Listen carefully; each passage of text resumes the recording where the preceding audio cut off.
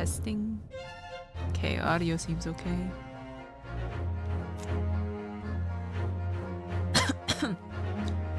Alright, we have the third episode to start. Oh my god, it's Roderick! Hello, how are you doing?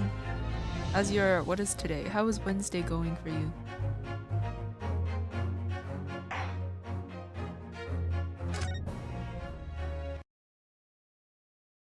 Been better? Oh, I'm sorry to hear that. Okay, we are going straight into the animated intro. The grand end of the century great exhibition of London. Surely there is not a soul who has failed to hear of it.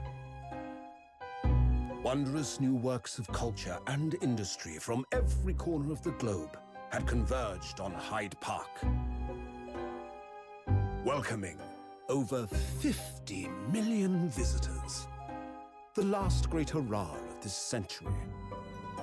Astonished and delighted people of all nations, and ended on a note of resounding success. But as regards to the terrible catastrophe that occurred during the festivities, very few are aware my friend Mr. Herlock Sholmes had a hand in unraveling the matter. For from the shadows, it was he who earnestly unearthed the facts of the case. And like the centerpiece of the great exhibition, which rose high into the skies of Hyde Park, Sholmes's brilliant deductions, as clear and lofty as the Crystal Tower itself, brought the truth to light.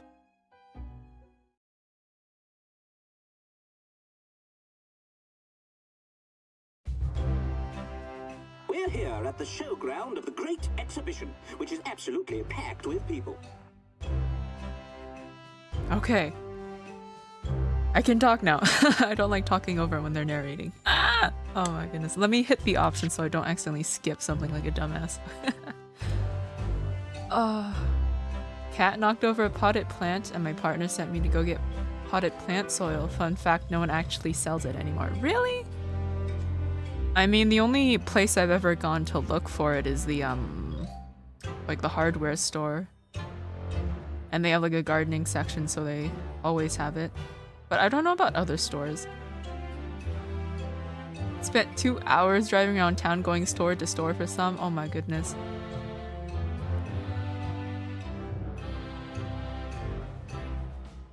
Yeah, I have like, I think a whole bag of like, potted plant soil in the shed that I just haven't used because I bought it with the intention of using it and then I never used it because I then started to hyperfixate on something else. How are you? Hello, Heimdall. I'm doing good. How are you doing? You are hungry. Any tips on food? I don't know. Depends. What do you have in your kitchen? I'm very lazy. I normally like find something to stick in the oven or like something that's gonna like take a couple of minutes. But if you're feeling fancy and you have the energy, go make yourself something nice. Also, hello, money. Okay, so this case is supposed to take place around some sort of exhibition, I think. They give little hints about it, like even in the very first case you see some poster about some exhibition, and I'm assuming this is what it is. Make mac and cheese. Oh, mac and cheese. The amount of times I get lazy and I just go to grab a box of Kraft. It's good though. I think maybe only once or twice in my life I make proper mac and cheese and not the Kraft kind. What is that? What? What is, wait, no, hold on. What?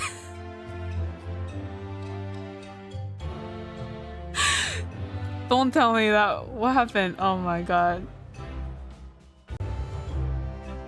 I didn't see the alert. I saw it very briefly.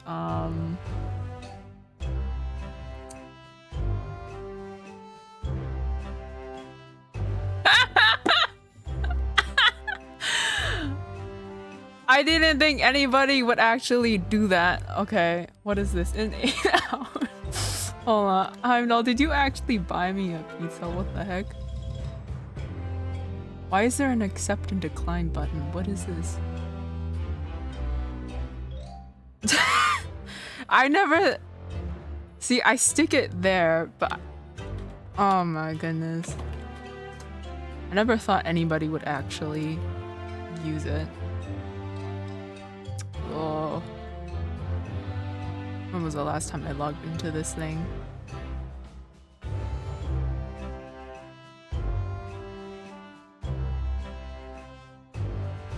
I don't know where I'm supposed to look at, but thank you. I don't know if that's supposed to be for now because it's like, what is it? It's 7:30 in the evening for me.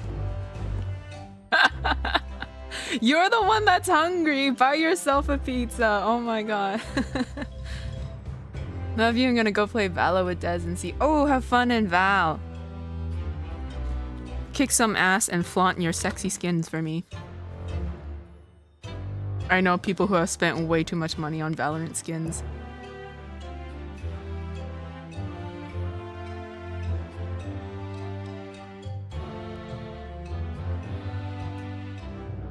Looking at Des. Does Des have a habit of splurging money on some Valorant skins? Let's see. I have no idea where to check. On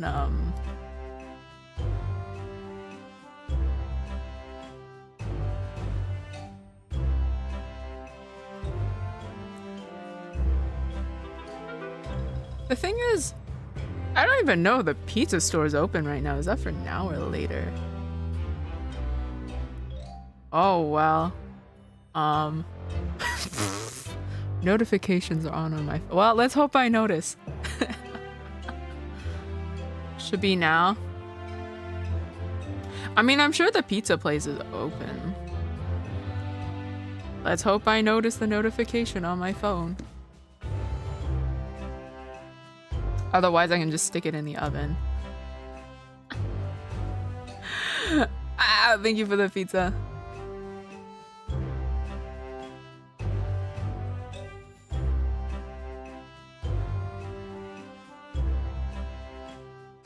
I hope you got yourself a pizza. I hope you got yourself a big fat pizza. Please tell me you got yourself a pizza.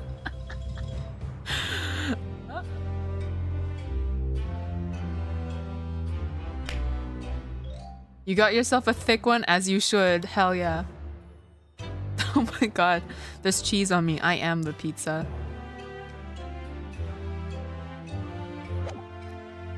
Oh, okay. So, this exhibition. I don't know. I guess we're gonna learn what it's about. The weather is unusually fine, and we're about to witness a most extraordinary scientific experiment.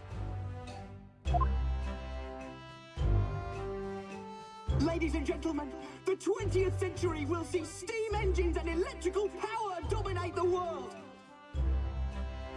Okay. I'm very worried somebody is going to die from this experiment. Just because somebody has to die. That's the whole point. Well, no, they don't have to die, but somebody has to either get seriously injured or die. Oh my goodness. Thank you for the hydrate, Muzelia. How are you doing today? Cheesy and amusing? I don't know, man. I'm still shooketh that you bought me a pizza. I don't think I've grasped the reality of that yet. Horse-drawn carts will give way to the motor car. Ships will sprout wings and take to the skies. The thing is, I don't know if his experiment is that contraption behind him, or if that's some sort of stage. It looks like... What is that? It looks like it could be some sort of portal. That's the only thing I can think of. Like, I have no clue what this thing is. And today, we showcase even more advanced technology. A glimpse into the future. A world first. A demonstration of my super high voltage instantaneous kinesis machine. Oh dear. Someone's gonna get electrocuted. I'm good. OMG, yummy pizza. Yes, yummy pizza. It's from one of my favorite pizza places too, so that's exciting. I guess it is close to Thanksgiving. And also like a month away now from Christmas, although it's technically, I find it so funny how like the second Halloween is over, it's practically Christmas for everybody. It's so funny.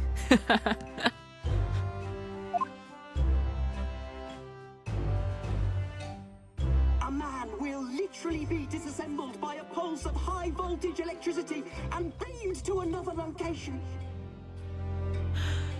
No, he built, oh no. Okay, so he did build a teleporter. I don't think this is going to go very well.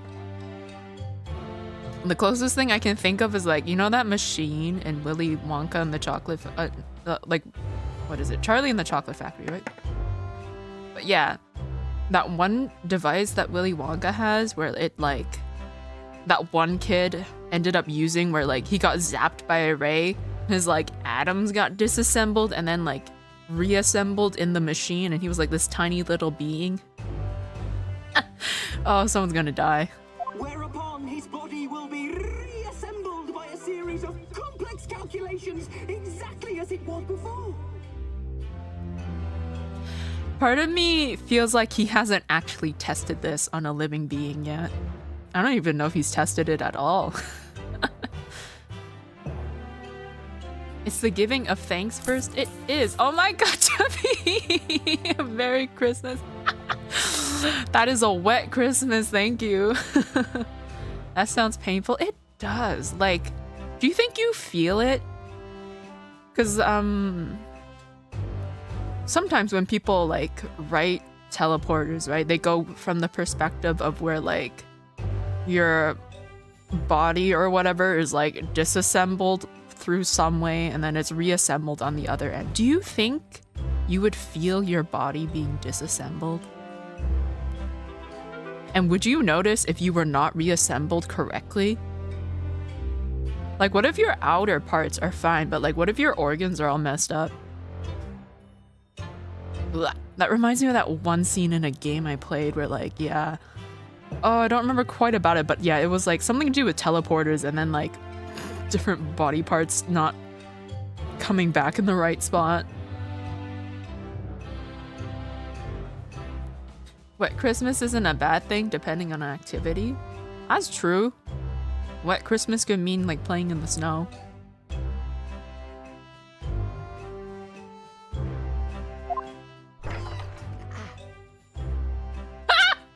That is a torture device.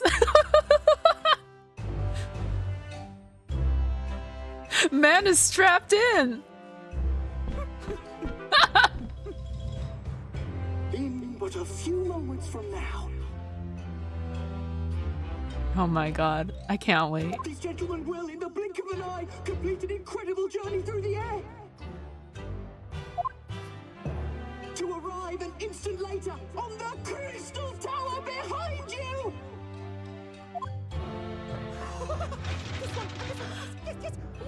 How much do you want to bet this works?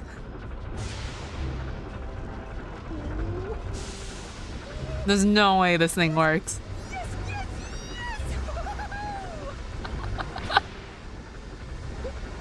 Maybe it'll explode and he gets launched, but like...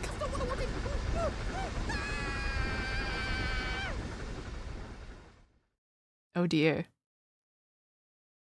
What a cliffhanger! Okay, fine. Maybe this is before everything happens, or maybe this is during. Like a Japanese bathhouse or chilling in a jacuzzi.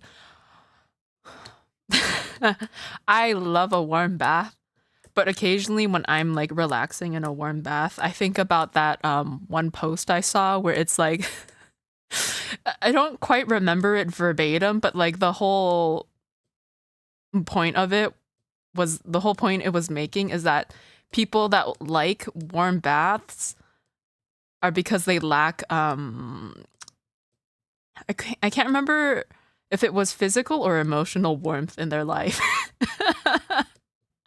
And then I feel sad, but then at least I'm warm.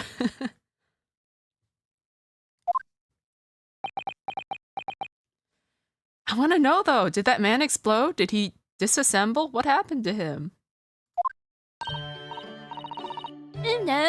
Bruno, are you listening? Oh god. Oh, sorry, what was that, Iris? What's the matter with you? You've been miles away all morning. It's Donut November, so he probably didn't explode. No, stop. He must be a masochist if he likes that machine then. Did you see the, like, electricity going through that thing? Because what was it? It uses electricity to, like, disassemble you or something like that. I don't know. Oh god.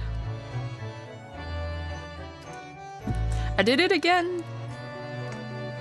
I went to drink from my water bottle, but I forgot the cap was on, so I didn't drink anything. Yeah, that could have been good though. Grilled or something. I like my boys crispy. Well done. I've done that? Oh, the water bottle thing? Yeah.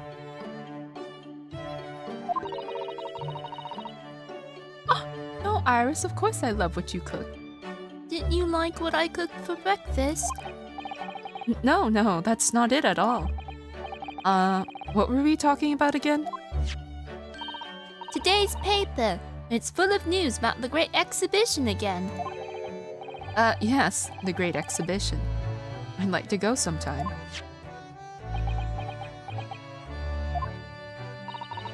You're really not your usual self today.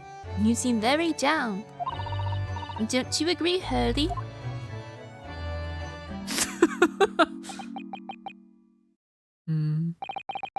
Did you say something, Iris? Oh gosh, you're even more down.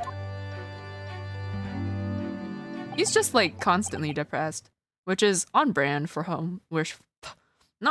Both Holmes and Sholmes. I tried to drink your can and you forgot to open it. I haven't done that, thankfully.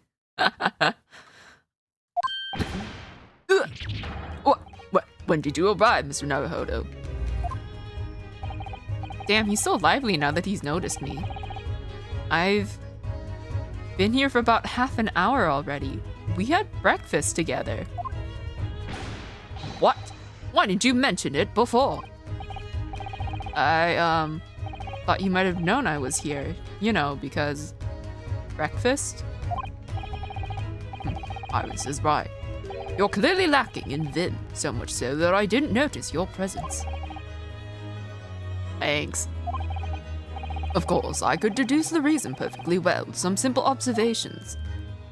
What? Let's see.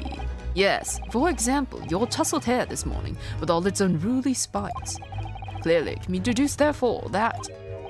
let me stop you there, Mr. Sholmes, because I think I can see where this is going. My hair always looks like this. It always has. Ever since we met, in fact. Oh, really? How interesting. Just doesn't look like a haircut as such, I suppose. He's calling my hair ugly! I was once talking on my phone, and I move around when I talk, and my TV remote in my hand at the time, and I was to get a drink in the fridge and then walked around, stopped the call, and sat down. I got a drink but no TV remote. I searched and searched. Guess where it was? Was it in the fridge? Because that's where I would have left it.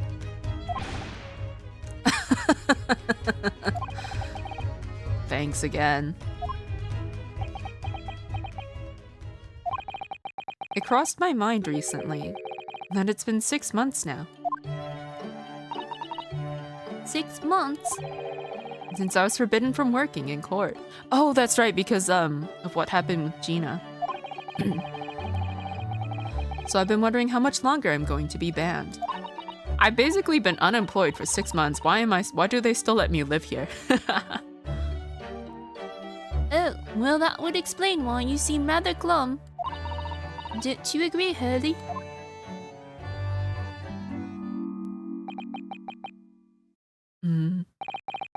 Did you say something, Iris? Back to moping.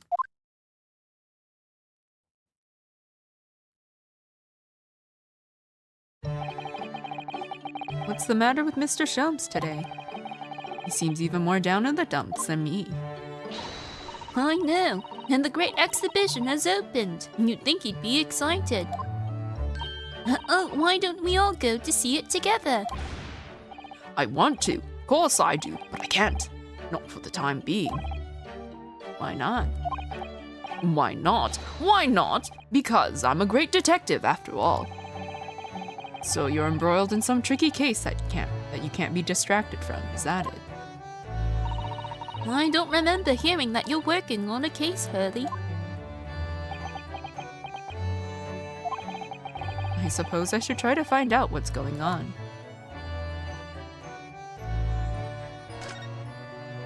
I sighed so hard. Yeah, for me, if it's not like physically strapped onto me, I will lose it or misplace it. And even if it is physically strapped to me, I will still somehow misplace it. All right, 6 months ago.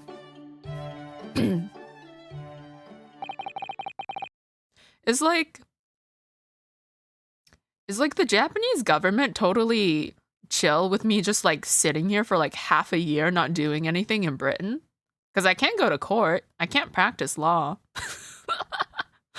Hey, we sent you to study abroad for law, but like... And here I am half a year, I didn't do jack shit. Because I got banned.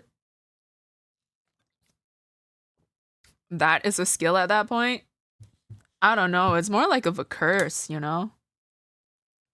I have like a 10% chance to lose an item in my inventory. I can court people? Oh my goodness. I could, I guess. I don't know who though. Maybe I would totally court Shams. Okay, never mind. No question.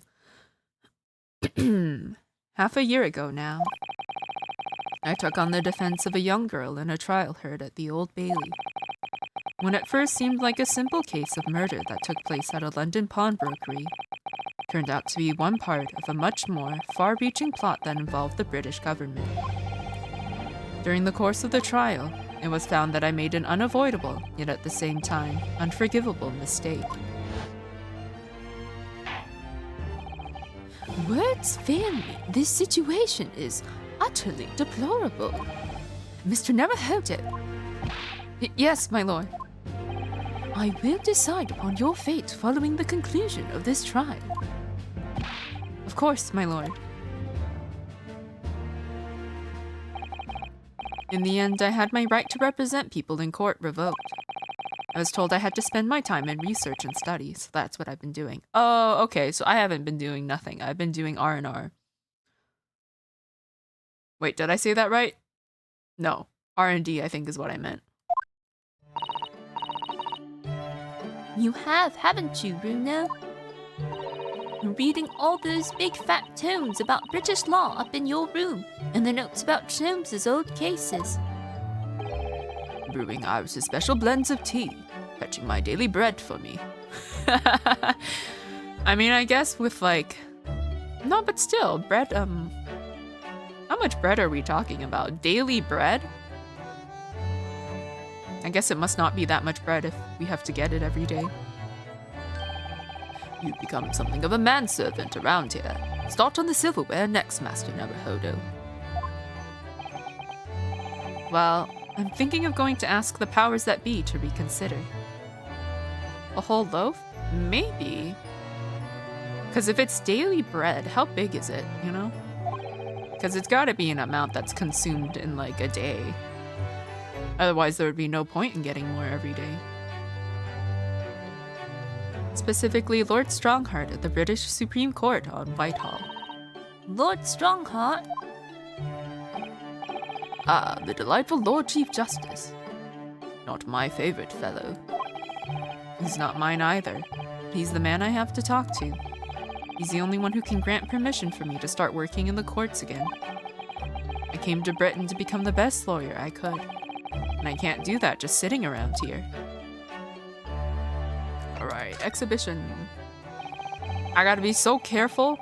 Like, every time I see the word exhibition, my brain immediately wants me to say exhibitionist, but that's not a good word to say. Not in that sentence anyway. If you save your loaves, you can make loafers. Have you seen that picture of somebody who carved out a loaf to look like a pair of slippers and called them loafers? The whole of London has been swept up in this great exhibition, hasn't it? The most advanced science, the most modern technology, the finest works of art and feats of engineering. For the next 6 months, our capital will be showcasing these things. The world will be watching. Oh, do you know what I'd like to do? I'd like to look down on London from one of those lovely balloons. I've always wanted to ride a hot air balloon, but like, given that I have a fear of heights, I don't think that would be a good idea. I'm sure the view is very nice, but like, I don't know. I think like, I would start panicking once I notice I'm like a certain distance from the ground, because like, oh dear lord. Don't go alone, you need someone to cling on. Yeah. They're gonna have to like tie me to the basket or something. But yeah, I don't know if you can actually get on a hot air balloon around here. I mean, I've never looked, so yeah, maybe you can. Maybe there's a place somewhere that does it, but I've never gone looking for it. Look down on? Do you mean those things? Fly? Yes, of course. They fly high in the sky and don't even need wings to do it. All you need is hot air. But how? How does hot air have anything to do with flying? It makes no sense. I can't understand it at all. And that's true of a lot of new scientific discoveries. Most people can't understand them at first. But in 100 years' time, all these things will just be common knowledge. I suppose they might be. Mind you, some of the science being demonstrated seems very questionable. Something went wrong on the open experimentation stage yesterday. Oh! Apparently, there was a huge explosion. Okay, so that's what we saw. So it did in fact explode. As of yet, whether anybody was gravely injured, that is to be discovered. Still, I wish I'd seen it though. I'd love to see how bad some of those scam experiments really are. That's true, you have to think about it, right? There's gotta be some of them that are complete scams. Says the innocent 10-year-old girl. See here, every page of this paper carries some article or other about the great exhibition. But the brighter things shine, the darker the shadows that are cast behind them. Personally, I find myself drawn to the darkness, to the impenetrable. That is my proper atmosphere. Okay. Shadows cast behind. Is that a metaphorical way of referring to the back page of the paper? Oh, I didn't even think about that. But yes, why are you in your gloomy emo mood, Shams? Are you investigating a particularly tricky case at the moment, Mr. Shams? You could say that, I suppose.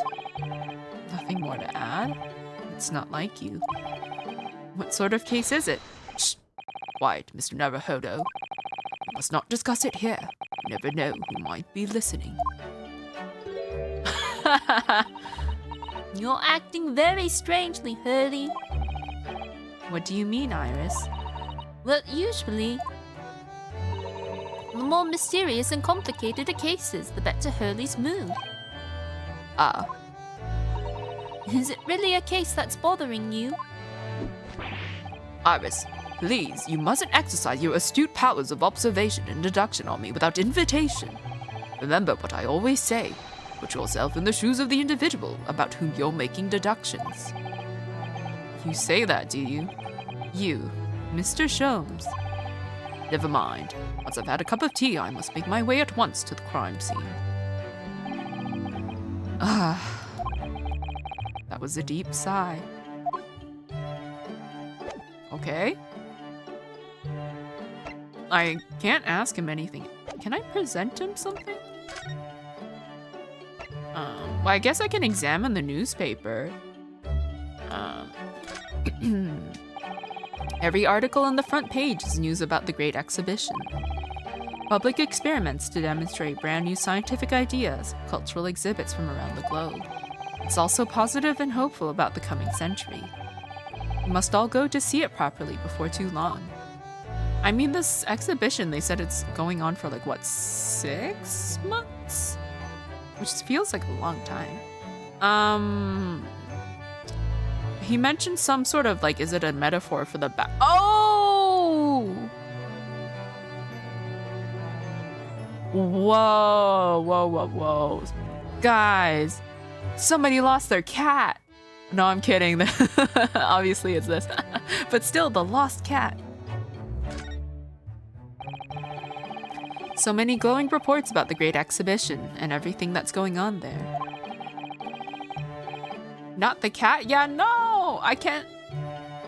They didn't even give us a detailed picture. I can't even, like, see how cute it is. It's kind of like a blob.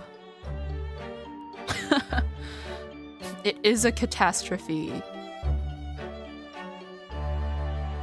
Other than this rather gloomy-looking one, that is. Wait, what? What's the matter, Bruno? I bet it's a pretty picture.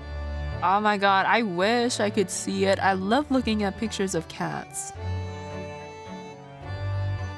Oh my god, I miss Wagahai. I hope Wagahai makes an appearance. I love seeing her. Who is this? The Reaper attacked. That's Lord Van Zeeks. This must be what Mr. Sholmes was talking about. Does he know any more, I wonder? So that's Van Zeeks, but who's that guy behind him?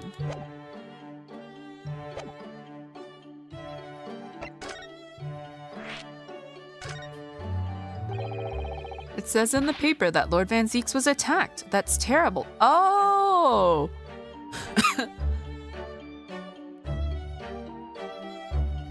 I thought the headline was about how he attacked someone, not that he was attacked. Okay, never mind. You know the legend of the Reaper of the Bailey, of course, don't you? Only too well, in fact. Yes, Prosecutor Barrick Van Zeeks. Like, world's #1 wine waster here, like, I swear. Like, I hope none of that is expensive. Have we ever even actually seen him take a sip? They say that if the Reaper's the prosecutor in the case, there's no salvation for whoever's in the dock. Even if the defendant is found not guilty. Once the Reaper has someone in his sights, one way or another, that person's time left on this earth will be short. I feel like it's probably a misunderstanding. London's finest rogues always find ways around the law. They'll stop at nothing to secure an acquittal at trial. Falsifying evidence, paying sham witnesses, threatening jurors, bribing judges. But even such devious tactics as these cannot save them from the hand of the Reaper. As you've experienced yourself, haven't you, Mr. Naruhodo? Yes, I've seen the Reaper's retribution at work. Many of these criminal rogues are reckless and quite unafraid to die. The leader among their fraternity seemed to have been taken by the Reaper. Retaliation like this does occur. Really, the capital has a never-ending supply of such scoundrels. So, do you mean Lord Van Zeeks has been attacked like this before? This isn't the first time. He's quite an accomplished combatant, you know. He doesn't take these attacks lying down. Although, it seems that his assailants were armed with guns this time. Oh my goodness, Is he alright then? Is Lord Van Zeek's hurt? My dear fellow, how on earth would I know?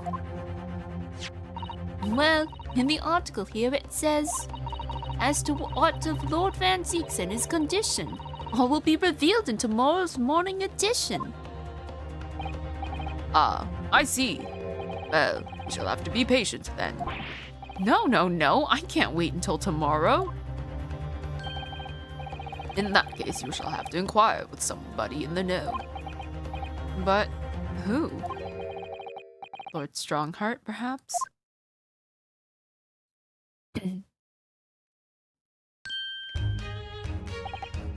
Well, I must be leaving now. Yes, understood. See you later, Mr. Sholmes. Ha! You really are a shameless liar sometimes, my dear fellow. What? You seek to put me off my guard and follow me, don't you? Well, you would be wasting your time.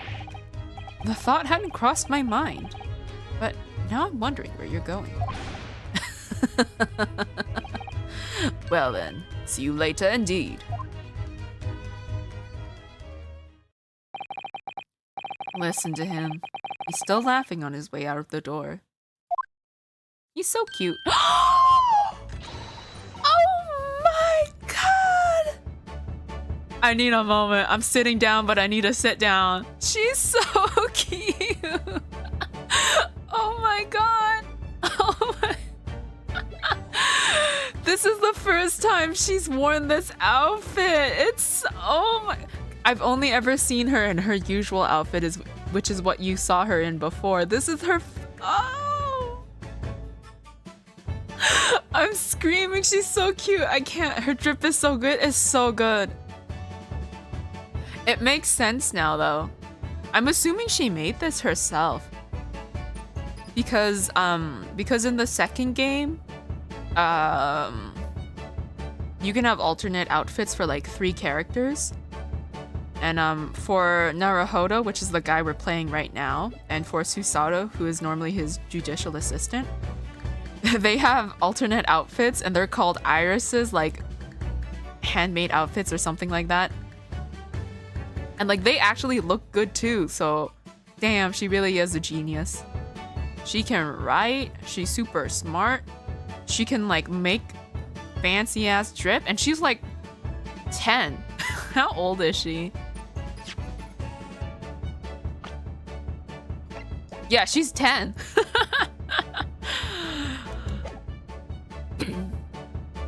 All right then, Bruno, let's get going. Oh, Iris, what are you wearing? This does give me like, what is it? What do you call it? Like pilot vibes? I don't know, a little bit. I think it's the hat. I think it's the hat that reminds me of those like aviator hats thingies. I've got change to go to the great exhibition. You're going to take me. What? But I was just about to go to the Supreme Court. Oh, well that sounds fun too. You're going to take me there then. Iris, I love you. All right, fine. Just lower that weapon, would you? Of course. And after the Supreme Court, then we'll go to see the great exhibition. I don't think there's any difference if I examine these things, is there? I do love a good fire in the colder months. Watching the flames flickering and dancing about is just so very relaxing. Cleaning out the chimney isn't so relaxing though. Huh? I'm doing her voice? I don't know what you mean by that. I'm doing like... Yeah, I don't quite know what you mean by that sentence, but am I reading in an accent for her lines? I try. I'm not good at it, but you know, everyone is technically British. Everyone except Naruhodo right now.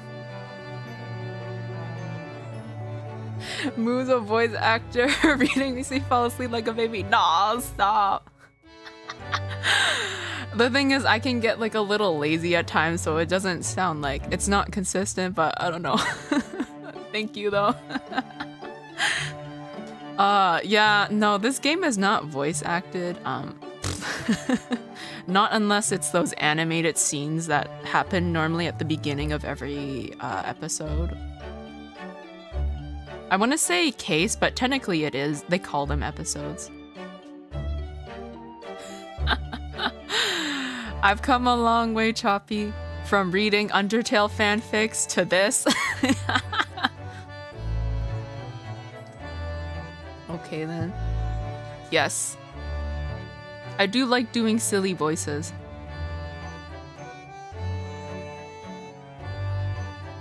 Undertale fanfics, do I even want to know?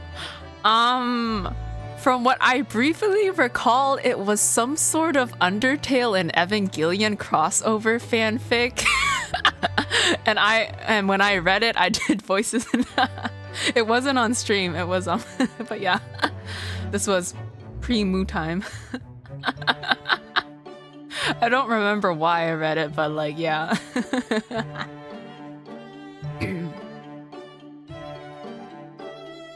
But yeah. I've always wanted to voice act, and this is just a bit of a way for me to do it a little bit. Shakes head? No, why? It was wholesome fix, yeah. I don't remember the context, but like, I think Shinji and Kaoru fell down Mount Ebit, and then yeah, I don't quite remember. I don't quite remember what happens really. I just know that's kind of the gist of the crossover. I don't think I even found out how it ended because it wasn't finished at the time. I don't think I'll ever find that. That's a lie. I could probably find it. I don't know. Maybe I'll look for it. See how far it's come. That makes it worse? Why? They were wholesome. It was like, yeah. Completely normal. Anyways. No, getting covered in soot isn't my idea of fun. Also, the fact that it, was she talking about the chimney? Yeah. Also, it's like very bad for your health, wasn't it? Because I know back in those days they made children do the jobs because children were the only ones small enough to like fit through the chimneys and like sweep through. But like, yeah, I can't imagine it was very good for their health, especially their lungs. You know, Hurley. Oh no. Okay, yeah, okay, I read that wrong. You know, Hurley decided he was going to clean it out himself last year. I can't imagine Shomes fitting through the chimney, but maybe it's a very big chimney. But you can guess what happened, can't you? He got himself stuck inside the flue. Oh no! Help, Naruhodo, I'm stuck! He's a very slim man, I admit, but there are limits to where a fully grown man can fit. Oh, that's what she said. Wholesome fanfics are strange, are they? I don't know. They seem completely normal to me. Pause. Now every time he dozes off by the fire, he has nightmares about it. Damn. I do love that, like, they do make it different every time. Like, the very beginning of it, I was like, oh, okay, oh no, it's the same dialogue. But no, Iris came in clutch with her chimney story. Ah, yes, the huge metal chest with the lace cloth laid on it, being used as a table for tea and coffee. It's very sturdy, that's for sure, and firmly locked shut. And that chest contains my father's detailed records of Hurley's many cases. Yes, so I've been led to believe, though personally I've never actually seen inside. And that's the way it will stay, and those papers are a secret between Daddy and me. If you go opening it uninvited, you might find yourself being bitten. What? Is there a beast inside there or something? Have you seen that haughty robot from Zenless Zone Zero? No. What? You have intrigued me. You have intrigued me. I must know what this robot looks like now.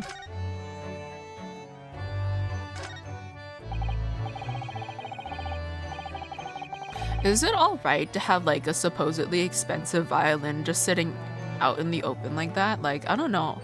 I would not feel comfortable leaving it outside of its case. Ah! I need to send you the edit later. Do it. Just don't tell Shiro. Ah yes, Mr. Sholmes' faithful musical companion. Wasn't this violin made by somebody famous? Yes, it's the Stradivarius. I'm afraid you'd have to save up for 100 years before you could afford one, Runo. If I were to save up for 100 years, I wouldn't choose to buy a violin, personally. Oh, what would you buy then? Ah! No!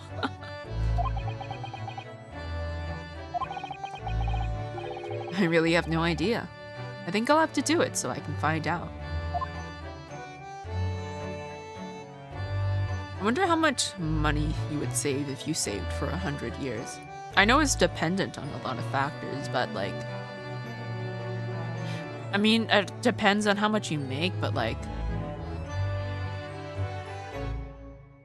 I feel like even then it wouldn't really be that much, would it? Books, papers, scientific implements. These shelves are stuffed to the gunnels. Miss Usada wouldn't be able to help herself if she were here. She can't stand mess. And Susie might not be able to stand mess, but she wouldn't dare touch those shelves. Oh, why not? Everything's in intricate balance. Hurley spends ages on it. If you were to touch even one thing, the whole lot would come tumbling down. Susie noticed it was a very delicate arrangement right from the outset. You make it sound like a meeting of great minds. But the truth is, Mr. Sholmes just needs to tidy up. Okay, so some things are still the same. Every time I look at that machine, I can't help thinking what a monstrosity it is. What's it called again? I don't know what it is, but it just looks like a giant microscope to me. The great analytoscope. It can analyze absolutely anything, you know. It does seem incredible, and at the same time, incredibly useless. Ah, but it looks impressive, doesn't it? So that makes it very useful. How does that make it useful? Because it means you can pawn it for lots of money. The pawnbrokers always make idle remarks like, "What an incredible looking machine." And so Hurley often takes it to the pawn shop when he's a little short. Sounds like this thing pulls its weight around here more than I realized, by having its weight pulled around. Alright, I think there's only a few more things to look at. Ah, all these different pieces of evidence from cases that Mr. Sholmes has solved are very interesting. The trouble is, Hurley forgets things so quickly, he never remembers why these things are relevant. The other day, for example, he saw the orange pips that were there and decided to plant them in the garden. Pips? Yes, they've all sprouted now. We have 5 new little plants. Oh, well, I don't know what case they were from, but if Mr. Sholmes can get oranges to grow outside in England, he should change his profession.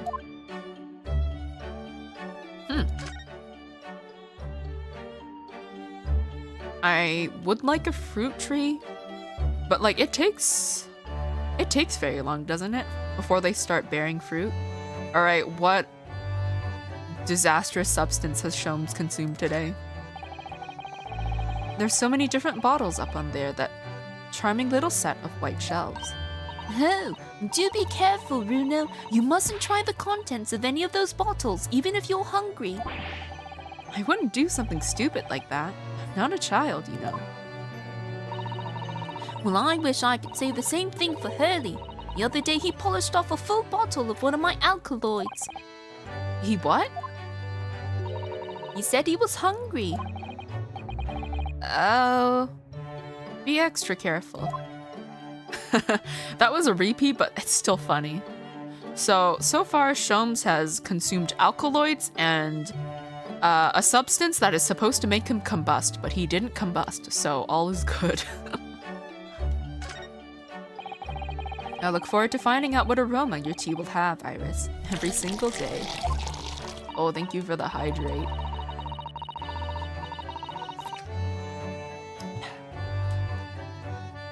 Oh, well, I infuse a different concoction of herbs from the garden every time, so it's never the same twice. When you call it a concoction, it sounds more like a science experiment than something for tea time. Oh, yes, that's because different blends can have very different properties. Some calm you down, some make you feel jolly, and some give you energy. Today's particular blend is something quite special. You're really in for a treat. That sounds ominous. Also adds that we have ads in 4 minutes.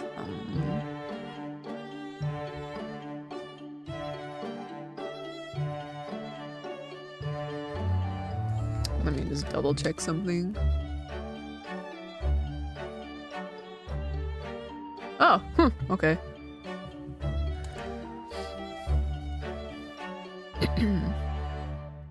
Pizza is supposed to be here in a couple of minutes.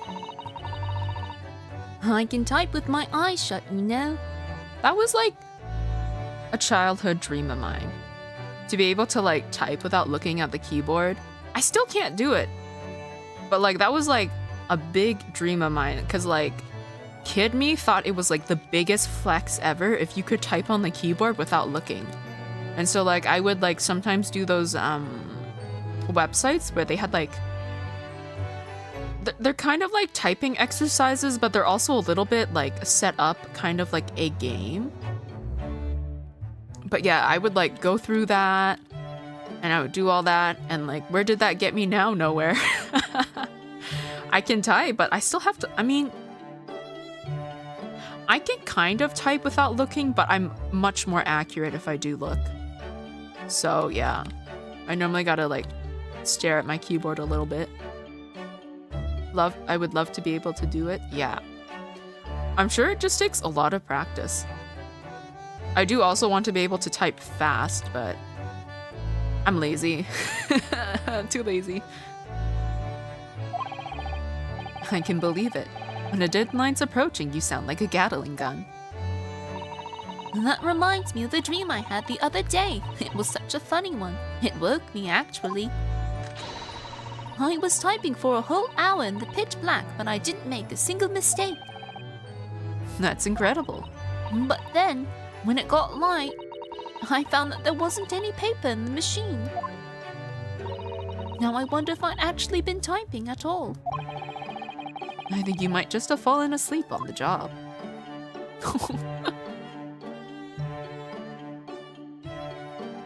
But yeah, before I had like a proper desktop computer, I used to write a lot on my phone. So I got very used to typing on the phone. And like, normally with the phone, it'll like automatically autocorrect what you type, and like it's generally very good about it. So, but even then I didn't really make that many mistakes at some point. So like sometimes I would be typing and you could hear it. It would sound like and that would be me typing on my phone. So I can relate to the Gatling gun reference. All right, I think that's everything we can look at. Okay, to the Supreme Court House. Is that what it is? Lord Chief Justice's office. Oh, I can go up in my attic. I don't think there's anything to really look at. I don't expect any new dialogue. I can talk to Iris though. Oh no, that's what to do. I don't know if any of this will be all a repeat. This might all be a repeat. Miss Susato's tea said that she left here with me. I still think green tea is just too bitter though. Thank goodness for sugar and milk. Mr. Shom certainly wasn't expecting the acrid taste that one time. I've never heard anyone let out a scream like that before. Or seen anyone fall down the stairs quite like that either. It always brings a smile to my lips when I'm feeling a little down. Okay, never mind. This is not a repeat. Ah, well, do you know what that reminds me of? Oopsies, I accidentally clicked out. Uh-oh, uh-ohs, what did I do?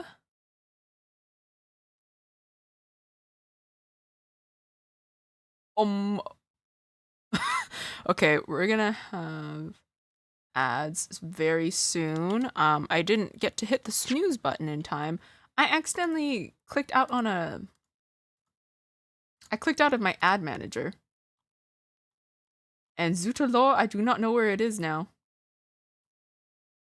Okay, at some point ads are going to run. Don't know when. The thing with this game is that like it doesn't keep your cursor on the screen. So if I accidentally drift my cursor off and I go onto the second stream, oopsies. Okay, what if I close this dock? And I open it again. Okay, there we go. We're back. We're back. It's fine. It's starting soon. But you know what? This is fine. This gives me time to go check. Go check if the pizza is here. Okay, give me a second. I'm gonna go peek out my front door. I will be back. So ads are running now. 3 minutes. And yes, I will be back. Stick the bag on my head.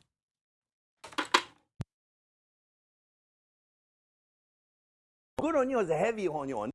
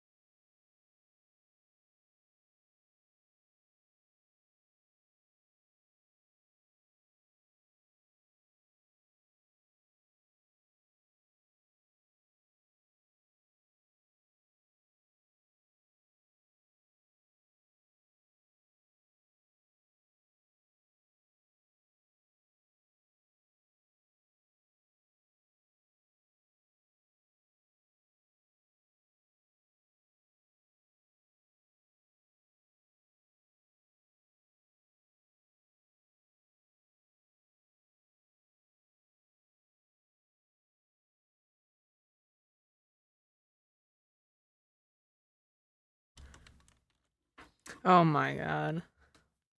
I didn't know how to explain to my mom why I had pizza at like 8:30 p.m., so I just didn't. This is... Oh god. That's a lot of pizza, Jesus Christ. I forgot how big the slices are from this place. I'm not hungry, but the smell. I'm gonna eat a little bit. I don't have space on my table for this. I said nothing. Yeah, no, I just kind of like walked inside the house with a pizza box. I made like eye contact for like 1 second and then I kept walking.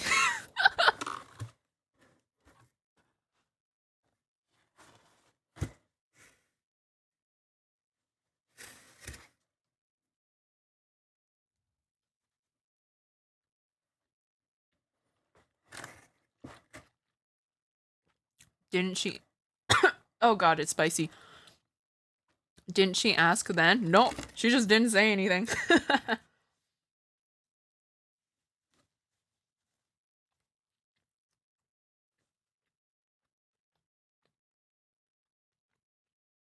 Oh my god, this is such a good pizza.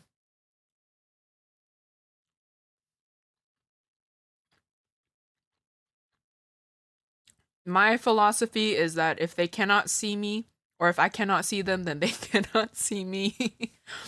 Thank you for the pizza again.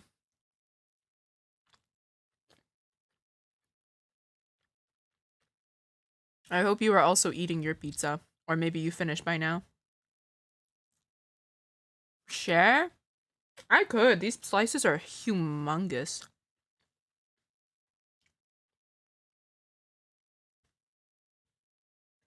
I don't remember what name this pizza is, but it's got like peppers and I think beef and onions and stuff like that.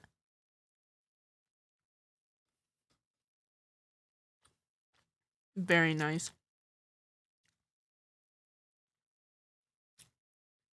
Oh, goodness, that reminds me. Thanksgiving is tomorrow/today for some people, isn't it? Completely forgot.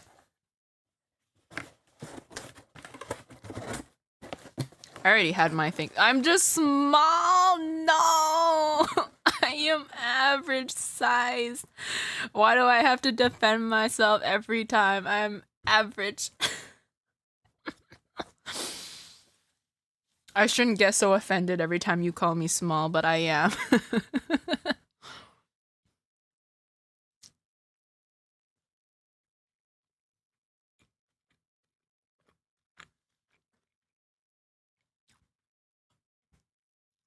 Is small bad? It's not that it's bad. I don't know. It just triggers a reflex in me.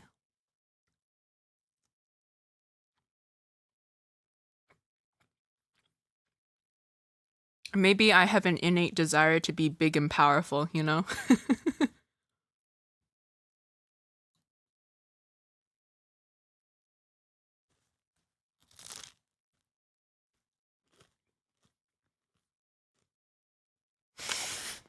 Small reflex stuff.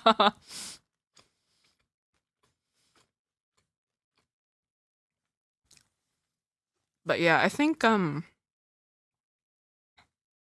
the is brand the right word? I don't know, but like the kind of pizza my family normally orders for like, because we only ever normally order pizza for like holidays and stuff when we're too lazy to cook, is Pizza Hut. And Pizza Hut's okay. It's not amazing. But this pizza place, my childhood, and it's delicious.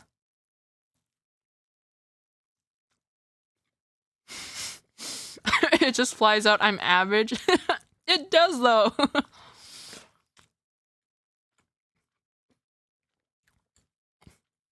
It just comes out of me.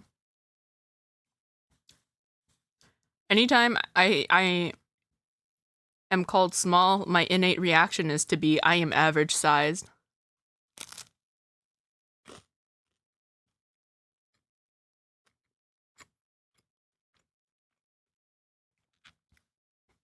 Haven't had takeaway pizza in over 10 years. We need to fix that when possible.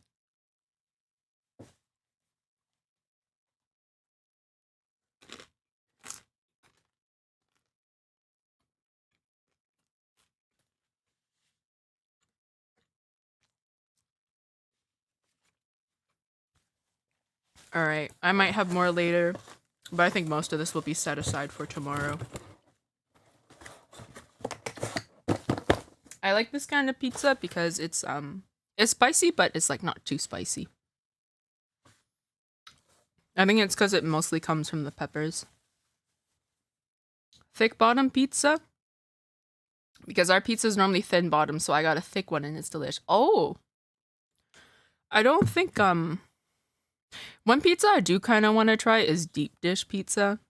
I have a feeling I'm not gonna enjoy it as much as like maybe like thick or thin crust pizza, but I don't know. I'm very intrigued by the concept. Pizza here isn't cut unless you pay. So they just give you like a whole circle of pizza and they don't cut it? Or do you mean they don't give slices?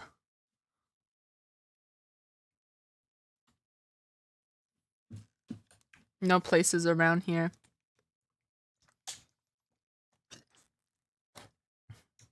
Would you at least say that the pizzas you can make would be better than takeout? Oh, goodness me. I don't even remember where we were. I think we were talking about, with Iris about the tea. And how Shomes screamed at the unexpected, what was it, bitterness of green tea? I don't quite like green tea either. I don't mind it, but it's not my favorite. Ah, well, do you know what that reminds me of? The day I gave you some black coffee when you weren't expecting it. You fell all the way down the stairs as well, didn't you, Bruno? What is it with people and falling downstairs? Was Iris just waiting for Bruno to go down the stairs and it's just like, here you go, black coffee. That was also me, I think, the first time I had proper coffee. Because I was very much spoiled with, because here in Canada, we have Tim Hortons. And they have ice caps, which is basically cappuccinos that are like blended with ice. So it's kind of like a cappuccino slushy, if you will. And that's all I had. And there's like practically no caffeine in there, right? And it's like a lot of sugar. So the first time I ordered an iced coffee because I was like, what's the difference? I drank it and I'm like, this is bitter as hell. And like my heart was like thumping for the next hour or two, and I thought I was dying. I learned a hard lesson that day. They just give you a whole pizza, no slices, unless a few rare ones sell slices. Oh! Sorry, I'm just thinking about how you would eat that. Like, what if you just eat it like a wheel? You just like nibble around it. And so like the circle gets smaller and smaller. But that sounds so dumb. Or maybe you like, depending on how big the pizza is, maybe you fold up the pizza and eat it like that. Use a fork and knife or have your own pizza slicer. I would eat pizza with a fork and knife. I wouldn't mind doing that. I think people would look at me funny if I did that in public, but I would totally do it. Coffee, my sleep tonic. I can't say the same for me. That thing keeps me wide awake for a bit. A real coffee that makes your spoon stand up black. Yeah, I can't have my coffee unless it has some sort of like sugar in it. That's why I normally add like milk or something. I eat with fork and knife since I play games as I eat pizza and don't want my stuff all greasy. That's valid. Pizza's normally sliced here, so I just kind of like Shiro seen me eat pizza. I'll put it on a plate, I'll hold the plate, and then I'll have the pizza on the edge, right, so that it's sticking out, and then I nibble at it. And when I'm like, as I make my way through the pizza, I use my teeth to pull it forward, and I keep eating it like that, so I don't have to use my fingers. And I probably look stupid while I do it, but that's just how I eat it.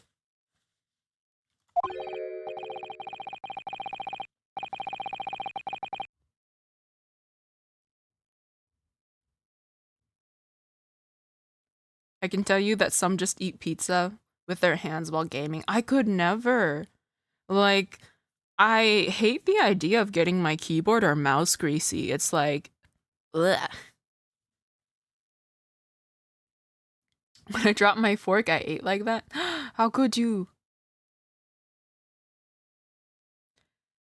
But yeah, it's just, ugh.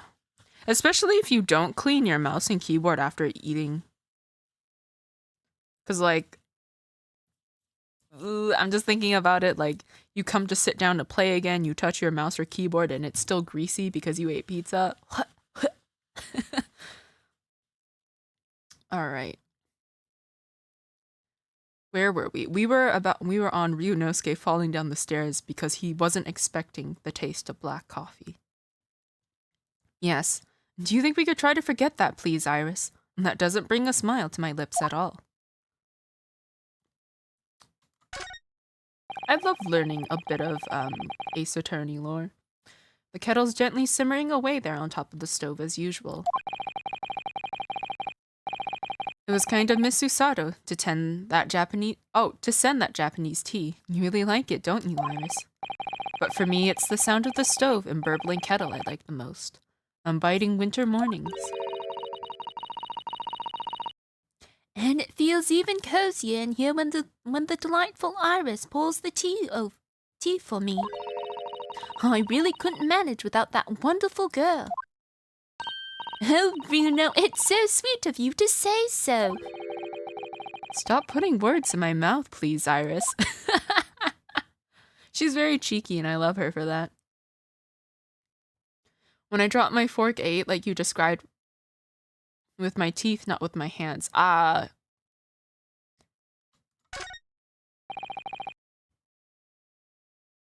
The office spade. Now that Miss Susato's gone, the shovelers aren't represented to correct me. That's so true. Maybe I'll have to do it myself. It's not a spade, Mr. Naruhodo. It's a shovel. So you're a spader, are you, Bruno? What, you want to battle it out? All right, I'm not going to argue with a native English speaker who has some kind of gun. Oh, we never got to fill in the other eye. I wonder if we ever will. Ah yes, the Daruma doll I brought with me from Japan. I always intended to color in the other eye once I'd become a fully fledged lawyer. But it's still winking at me, like it's trying to say, I can wait. Take as long as you need. Or maybe not. I'll just have to keep on doing the best I can, I suppose. I could color it in for you, Bruno. Just that one eye, is it? No, it needs to be done with a bit of ceremony, Iris. It's not just a toy for coloring in, you know. I hope this game ends with this doll having its eye colored in. I think that would make for a nice little detail.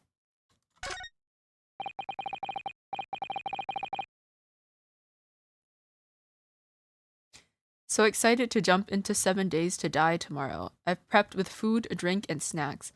Well, I hope your in-game life goes as smooth as that, because you probably will be starving and dying of thirst. The photograph of us all together that day. Oh, that picture, it's on there.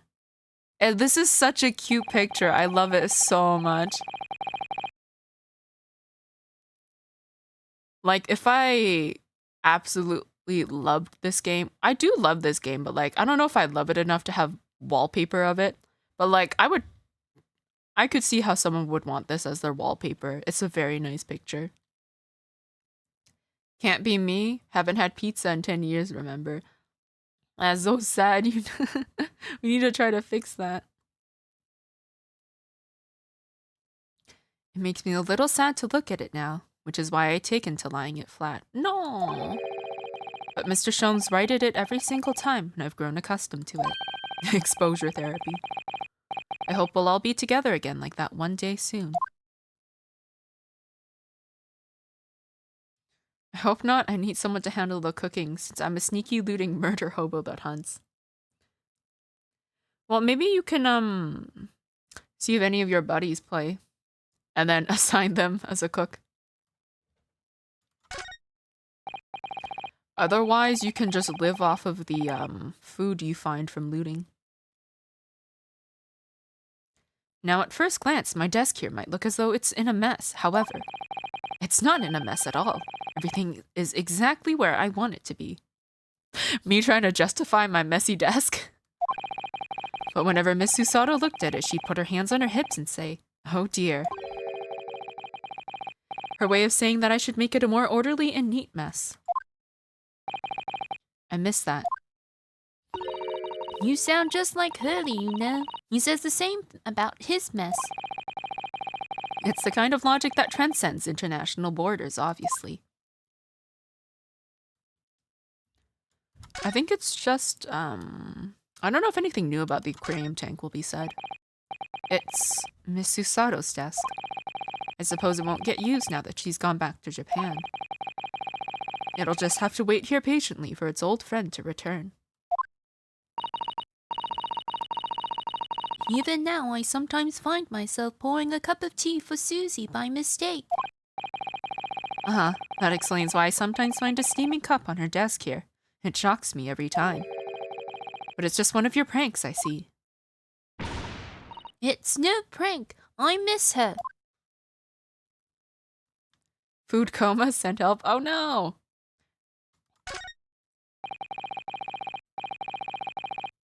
Maybe it would be a good time for you to take a big food coma nap then. Look at the prawns and the anemones gently swaying around in the tank.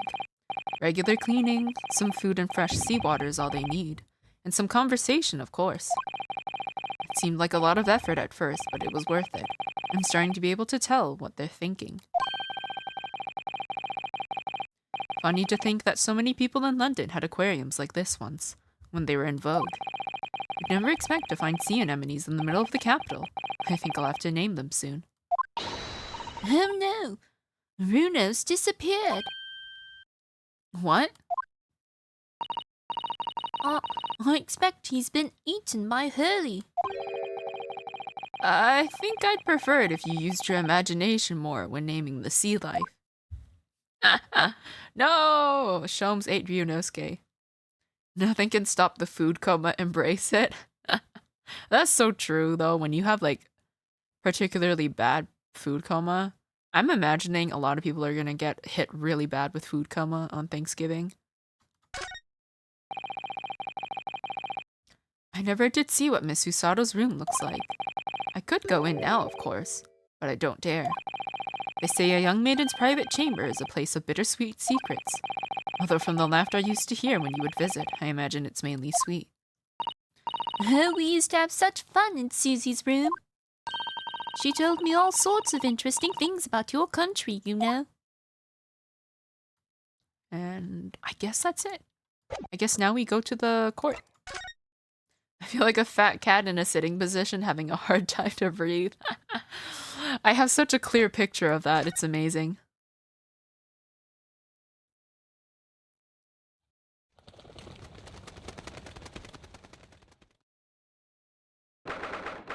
Can't sleep, new stream going. I slept before I missed 7 days to die, it made me sad. No worries, that's what the VODs are for if you ever feel like watching them.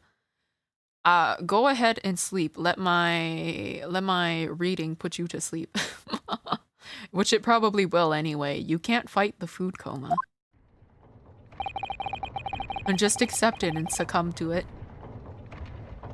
It's been about 6 months now since I was last here. But some things never change. Like the sense of foreboding I always seem to feel in this place.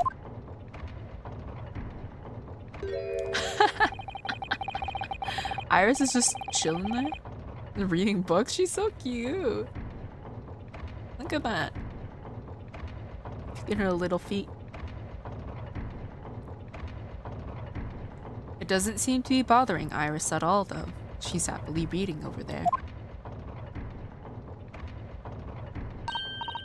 Oh, I love this place. I always find so many interesting books here. Of course. I was forgetting that you've been here before. The time we came here 6 months ago. When Susato-san was given the news that she was to return to Japan.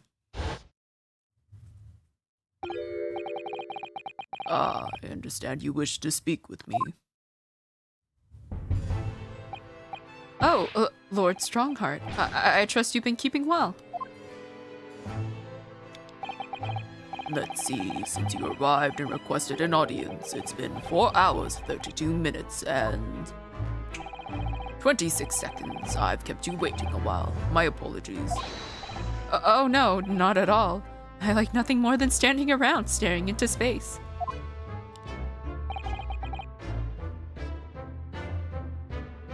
Anyone who has laid like that trying to read knows it hurts so bad after like 5 minutes. Depends. I don't know. I'm able to keep it up for maybe like an hour at most. Also, hello, crazy good dude. How are you doing? Hope Wednesday is going well for you.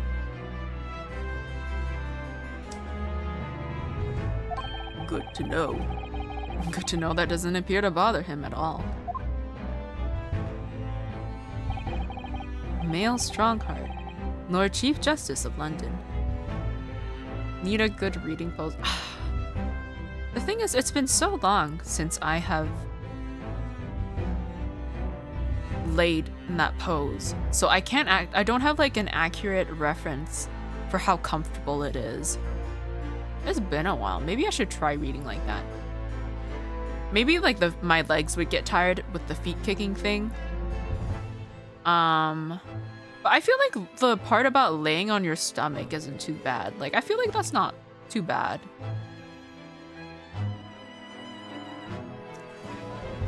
Elbow pain, neck pain.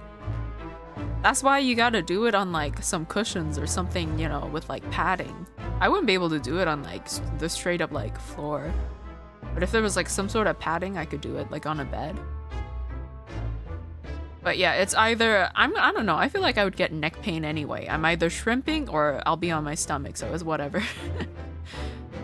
Okay, cushions, that makes more sense. Yes, I am not strong enough to lay like that on the floor.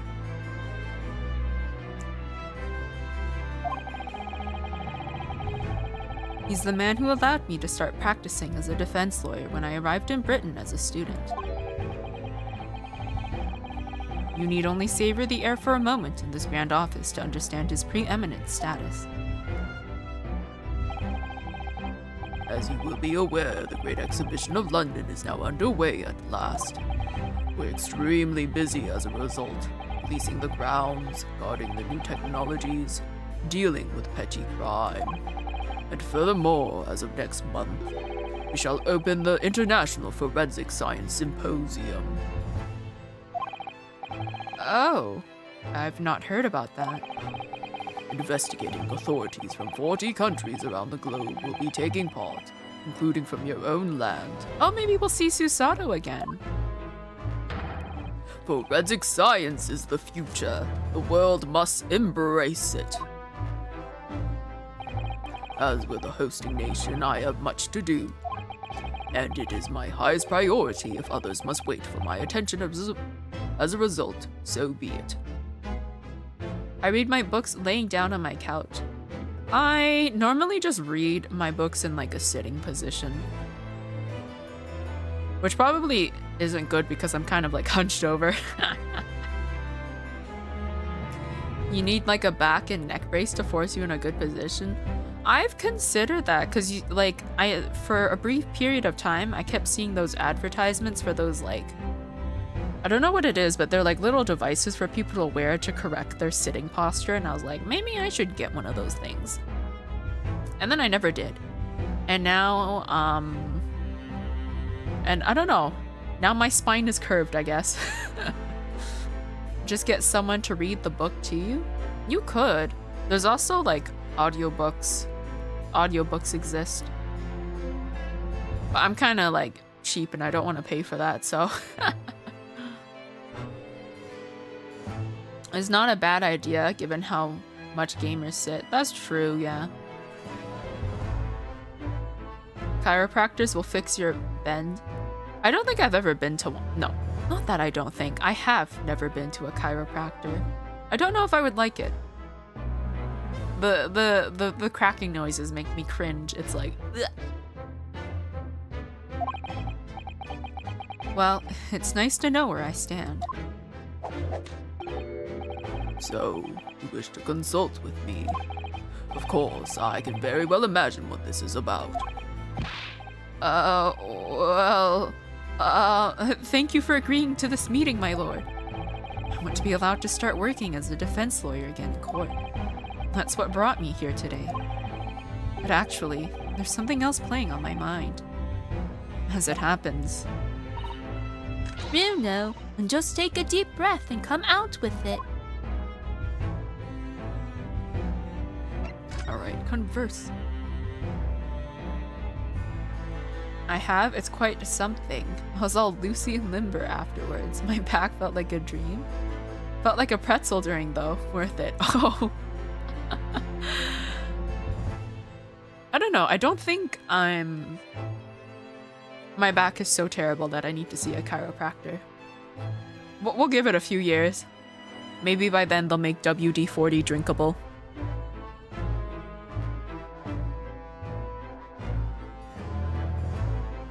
It's called being paralyzed. No! Oh no. Alright, let's ask permission to work. I actually came here today to ask for your permission. Go on. 6 months ago, my right to work in court as a lawyer was revoked, and I was told to spend my time studying. Obviously, I'm very sorry for what happened, but the thing is... Oh wow, rude! He's checking his watch? It made me understand what it really means to defend somebody under the rules of a foreign justice system. And I desperately want to have another go. Please, permit me to enter the courtroom again. I feel like he's gonna say okay just because he's like short on time. Mr. Naruhodo. Yes? Oh, here he comes. I'm sure you haven't forgotten your position here, have you? At best, you are a substitute for your compatriot. This was never your intended role. Oh shit, I don't belong here. Well, that's true. The Japanese government actually sent my best friend on this study tour, not me. It should have been Kazuma. Are we gonna have like, the closest thing I can think of is like survivor's guilt, so to speak. I had to do it, get my spine corrected. Well, at least it worked. My back only gets like that after I've been playing FPS games. Put the whole team on my back. The weight on your shoulders must be astounding carrying everybody like that.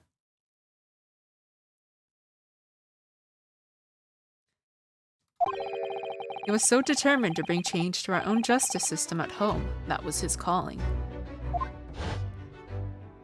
I'm still so upset that he died so quickly. If that tragic accident hadn't happened, I wouldn't be here in this office now.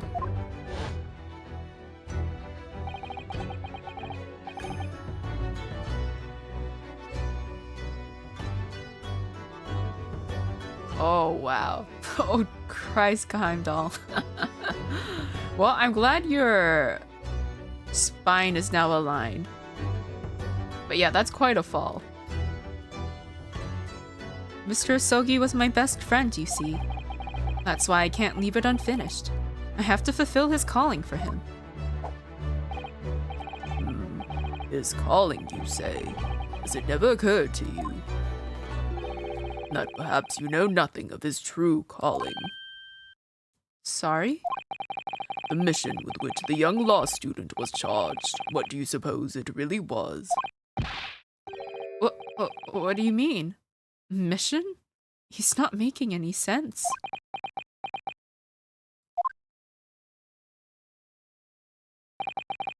Never mind. I've read all the reports you've submitted over the past 6 months.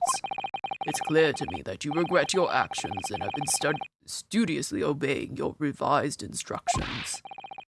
Do you mean? As of this moment, I reinstate your license to practice law here in Great Britain. Thank you. Thank you so much. That's wonderful news, Runo. In fact, I believe I have the perfect case to mark your comeback. A curious affair. You'll consider it, I hope. Of course. Please tell me more. I knew there was a catch. Had a backpack on and everything. It was 4 meters down, tall ceilings. You know, I don't think I've ever had the thought of running away. Yeah, I can't say that was anything I experienced as a child, the desire to run away from home. You described it as a curious affair. Yes, that's right. I believe it was reported in the press. Are you aware that there was a serious accident at the Great Exhibition yesterday? Oh, no. Yes, I read about it. A professor from Germany tried to carry out a crazy experiment. Let me see. How was it described? Super high voltage instantaneous kinesis, I think. Instantaneous kinesis? As in moving things with a click of the fingers? That's right. It's just what my herbal blends need. A dash of devil-may-care. Whatever the serious accident was exactly, it's clearly captured Iris's imagination. It's an unfortunate business. A large explosion engulfed the public experimentation stage and a man lost his life. Oh, he did die. Yeah, you know, I'm not surprised. Certain Mr. Odie Asman, an inventor and a well-known figure in society. A large explosion. A man died. The man responsible for the experiment was Professor Albert Hairbrain. I love that name. Oh my god. He was detained immediately after the incident and is due to appear in court tomorrow on the charge of murder. What? Murder? If you intend to take on his defense, you should hurry to meet with him at the prison. There is very little time left for you to carry out any kind of investigation. The Great Exhibition. A scientific experiment gone wrong and... murder? I feel out of my depth before I've even started. Still. We should go to the prison straight away then, and try to meet with this German professor, don't you think? Definitely. Ah, yes, one more thing about the case.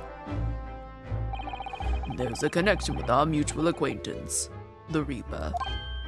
Oh, with Lord Van Zeeks? How? So this game seems different from Ace Attorney games I've seen. Objection. No, there are many objections. It's just we haven't gotten to the trial part yet. This is technically kind of like the investigation part of the game a little bit.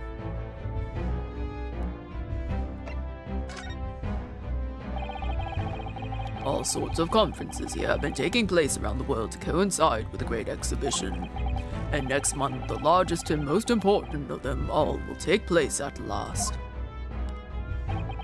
The International Forensic Science Symposium. It does seem as though criminal investigation needs to embrace scientific methods, doesn't it? Exactly. Huh? I don't know how he does that. It's like he commands them. London, the global epicenter of culture, science, and wealth, now has a population exceeding 6 million. Sadly, crime in the capital is growing at a similarly startling rate. So it's imperative that we use the latest scientific methods to investigate and resolve cases as efficiently as possible. Which is what's known as forensic science, isn't it? Exactly. The future policing. Policing? Policing. Huh? Regrettably, however, Britain is currently dragging its feet when it comes to the adoption of forensic methods. Oh dear, that's alarming. Exactly. It's extremely alarming. Huh? Is that gonna be the bit the entire time? If I were Her Majesty's Attorney General, you can be sure the numbers of crimes committed and resolved in London would be very different to the current figures. I can cite 12 solid arguments and 223 individual reasons to support my claim. Okay, well damn. Sorry? By way of apology for keeping you waiting earlier, I shall detail every one now. What? Oh, how fascinating! It all began 15 years ago. I was. Thank you for the cake. Hello, Smooth Texter. Hope your Wednesday's going well. Oh my god, we're just sitting through this. Okay. Strongheart is dropping the lore and we're just forced to listen. It gives me very much like, you know when like the villain is like giving some backstory? It's giving me Doofenshmirtz talking about his childhood and why it was so sad. And that more or less sums up my feelings on the matter. In the simplest of terms, of course. Eat cake? Thank you. Cake is delicious. Pizza and cake? You're getting all the carbs today? I'm gonna crash so bad.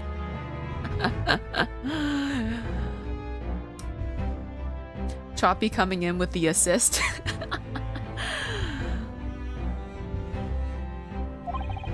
Essentially, to formally establish a forensic investigation division within Scotland Yard. That is my mission. Oh, right. Yes, that's Wonderful. Totally was listening to everything. Exactly. Wonderful is precisely what it will be. I love the random throws. Well, you should just keep throwing them at me. See what happens. I've got a health bar if you haven't noticed. Oh, she's going for it.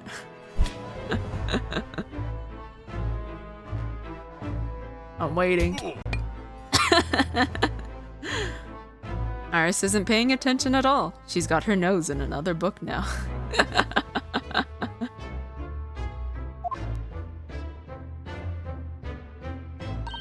Oh, is it over? And did you learn anything useful? I actually drifted off for the most part.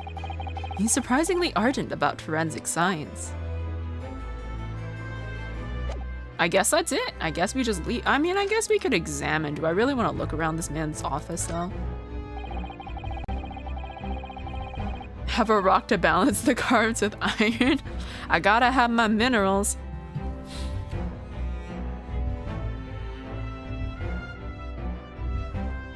You couldn't read all these books even if you were reincarnated 3 times over as a bookworm. Oh, I know! So much reading material. I'm very envious.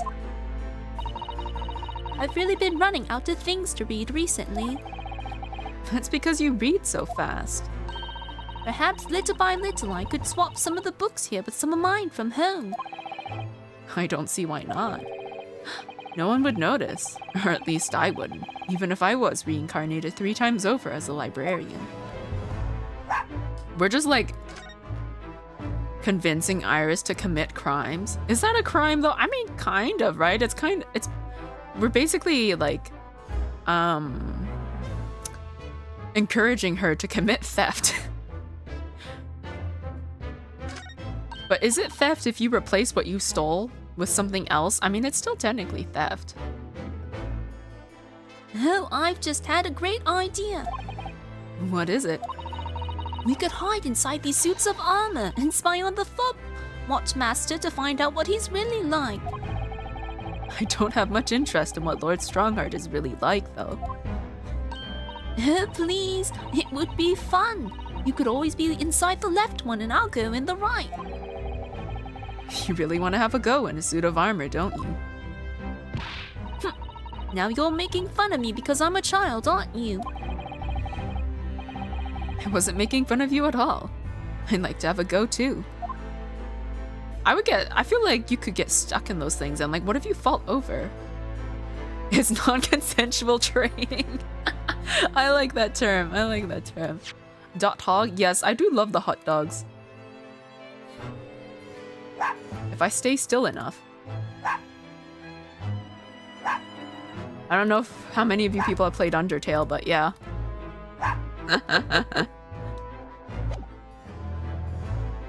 Alright, let's see. There's not much to discover in his room. And not his room, but his office. I think there's about like 2 more things we could look at. The cogs of the giant clock are keeping time as usual, their steady rhythmical motion. It's really quite disturbing how little sound they make considering their massive size. Someone very brilliant must have designed it, and whoever maintains it must be very talented too. But I'm not entirely convinced it's even a clock. What? What about the huge clock face that forms the window over there? Some people just make machines that move for the fun of it, because they enjoy watching them. Rather like how Hurley makes his rambling deductions just for the fun of it. Even if the outcome isn't quite right. Never mind all the trouble it gets others into along the way. I haven't played it. It did play Deltarune Chapter 1 and 2 when the second came out though. Ah, yeah, that hot dog redeem is supposed to be a reference to Undertale. Because there's a thing with hot dogs you can do in the game. The Lord Chief Justice's desk. When you look at that, there's no mistaking Lord Strongheart's authority, is there? Just exploring all my redeems today, huh? But the light from that window behind is far too bright. It would be very bad for the eyes. I hadn't thought of that. There are no curtains, that's for sure. Could you even find a curtain big enough to cover this window? It's also very circular as well, and you would have to worry about it getting caught in the gears. What's more important, having a desk with an air of authority or having eyes that work? I can't say I'd ever considered it. Oh, I can't say I'd ever considered it. Jean-Claude Gobert? Yeah. After all, my little office barely has any light to speak of. I haven't really seen my desk in a while. Alright, I'm pretty sure that's everything. Okay. Gotta go to the prison and meet the guy. Who was that, fluff? Oh, he's in the corner reading. This guy's very eccentric from the little bit I seen in the beginning.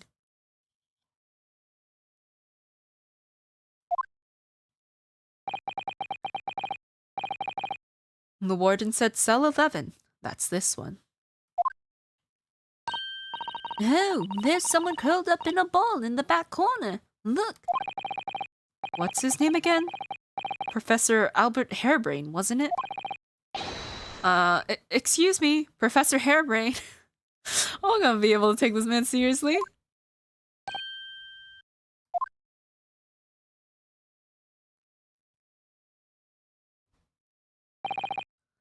Who are you? I'm Yunosuke Naruhodo. I'm a defense lawyer. A lawyer? Was it something I said? A lawyer, you say? What would you be here? About the experiment? Are you going to defend my hypothesis? Your hypothesis? Sorry, I don't... Yesterday's demonstration. That demonstration was... that magnificent demonstration was... It was an out-and-out success by anyone's calculations. But despite that, no one listens. No lawyer believes in the science. When it's explained, they all leave at high velocity. Man's in a cell? Well, he is accused of murder, so... Oh... Now's probably not a good time to mention that your zeal made my concentration leave for a while, too.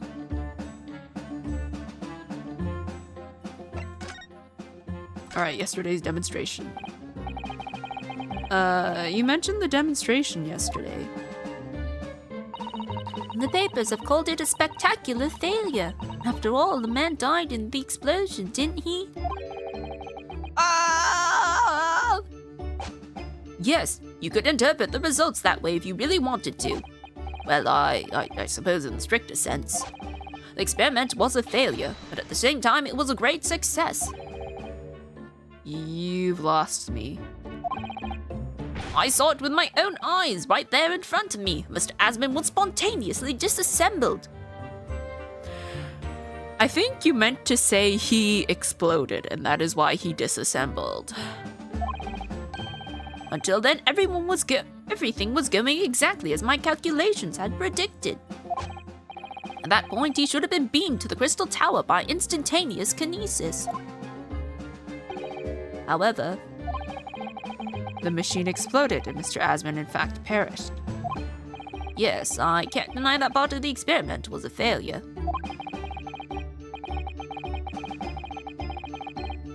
So what you're really saying is the large explosion that killed Mr. Asman was an accident, correct? But the bigwigs had you arrested on suspicion of murder. I was responsible for a man's death. That is the immutable truth, yeah. Oh. And for that, I wish to be punished. At once. What?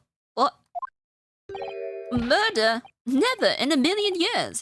It was an accident. Simply an accident. I see. Hurley and I were talking about this this morning, you know. He said that the situation would change completely depending on whether it was treated as an accident or a murder. How exactly?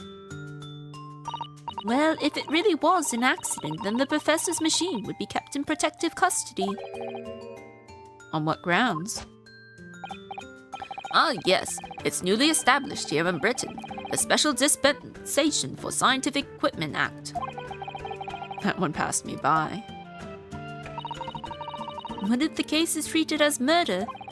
Then they'll say my machine was the murder weapon, and they'll be able to pour over it as much as they like.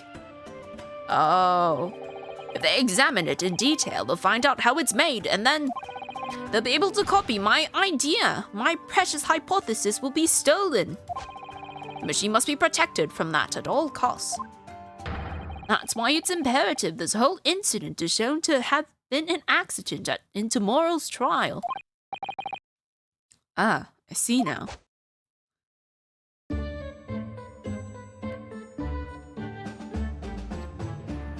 So was I, but they didn't make it to the emergency button. Oh no, and now you're here. Throwing cakes and rocks at me. Your Honor, my client pleads, oopsie daisy. I don't think that would hold up very well in court. So in short, there was a terrible accident at the Great Exhibition Showground yesterday. Yes, or rather no. The devil is in the details. Strictly speaking, there was a terrible explosion. Sounds the same to me. You were demonstrating super high voltage instantaneous kinesis, weren't you? How fascinating! Humans, like all matter, are made up of particles that are held together by electrical bonds. So it must be possible, using a sufficiently high voltage, to break those bonds and beam the particles through space. That's it in a nutshell. That's my idea, you see. That's my amazing hypothesis. Gosh, that's unimaginably high-level science. Oh, but dare to imagine it. Dare to dream of such incredible technology. Just think, one moment I could be here in this cell, and the next I could be at the Great Exhibition again. Well, yes, that would be incredible. And the next, in the mere blink of an eye, I could be at a great Parisian theater, say. The possibilities are endless. The whole of our vast planet would be within reach. So no more hiding in wardrobes on rocky seas for 50 days. I don't really see it like that. What do you mean, Iris? Well, if you could travel anywhere in the world instantly, the planet wouldn't really seem vast anymore, would it? I think it would feel like it had shrunk. Oh, that's true.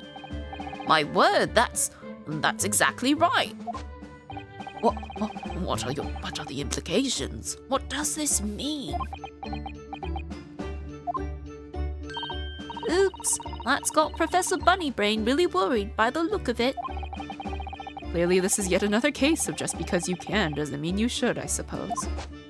The point is, my calculations are flawless. The science works. But without a practical demonstration, it means nothing. And that's always the fly in the ointment. Because practical demonstrations cost a lot of money. Money that young scientists like you don't have. That's exactly it, yes. Hurley's always complaining about it. He says the government should invest more in science. Well, anyway, I bumped into him at the right time. I met the well-known investor, Mr. Asman. The victim who died in yesterday's terrible accident, you mean?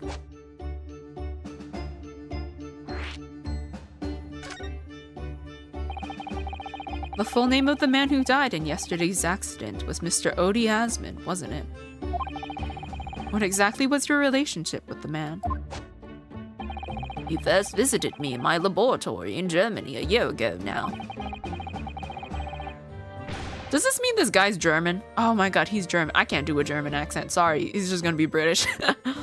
He said he wanted to invest in my immaculate hypothesis. I thanked my lucky stars. I see. So you hadn't really known each other until then. Money for scientific research. I'm so envious. As far as I was concerned, the man was an angel. Oh, Really? An archangel, even.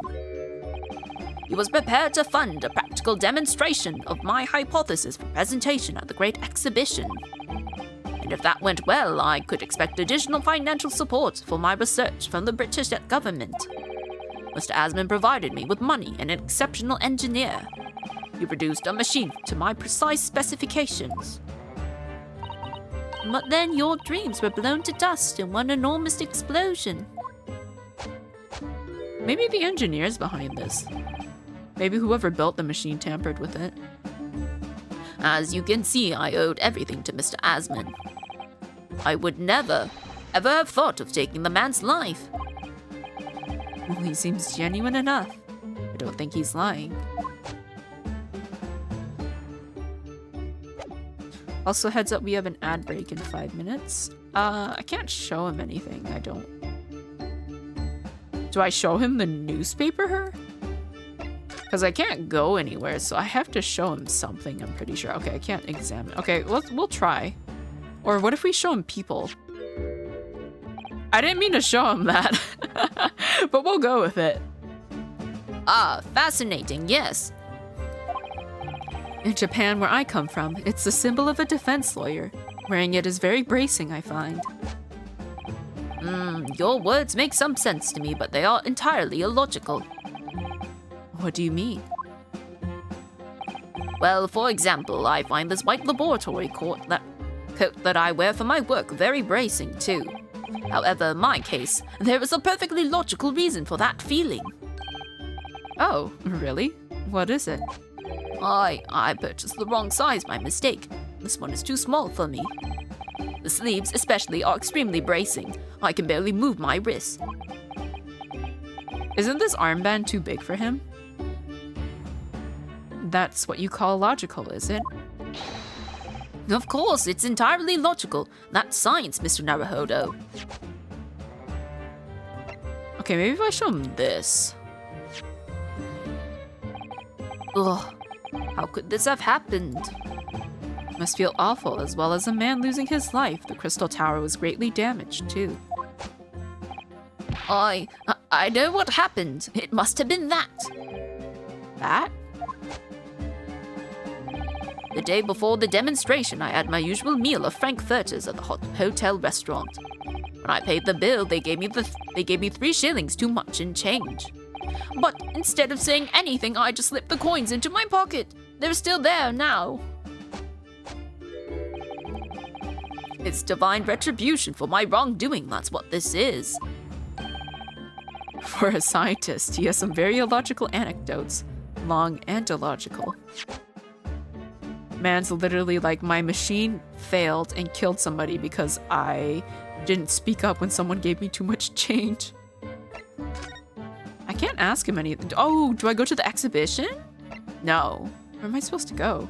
I don't understand. Okay, well, I have to go somewhere. Do I talk to this guy? No. Am I just dumb?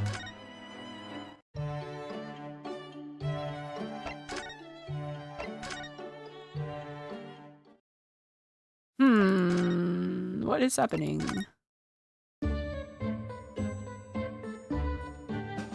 I can't ask anybody anything. I've shown him my armband. I've shown him the newspaper. And nobody has any new dialogue options. Because what I thought is I could show him a person and ask him about him. But it doesn't seem like I'm able to, because yeah, there's just present. Walk through it is, because I don't have time for this. Alright, okay, so prison.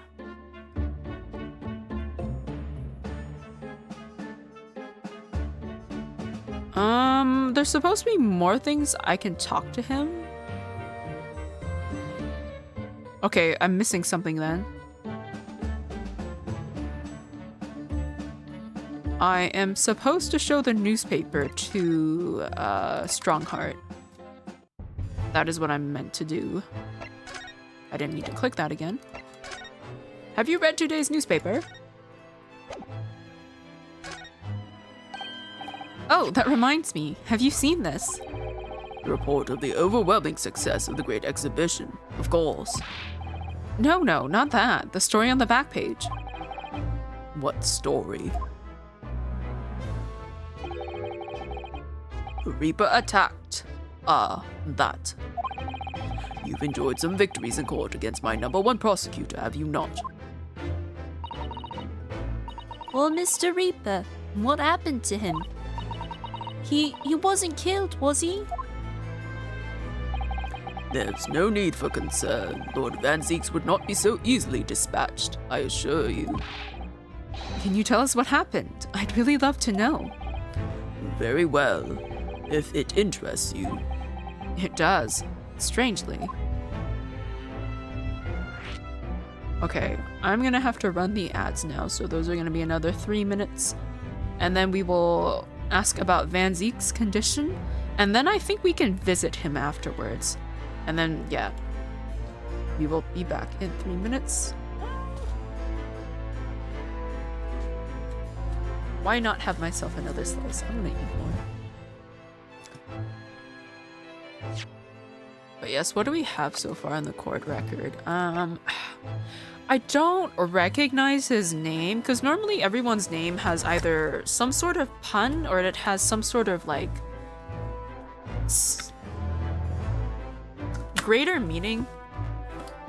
Normally they're based off of like actual people or something like that. Because obviously the thing with Albert is that his last name is Hairbrain. But Odie Asmund, that doesn't sound familiar to me. Ooh. What was the oof for?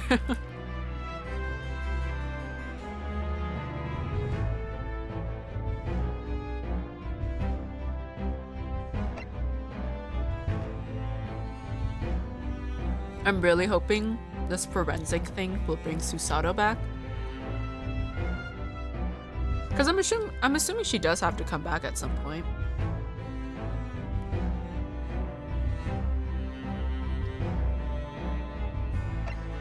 For the hairdo, this guy's? Or do you mean Albert's?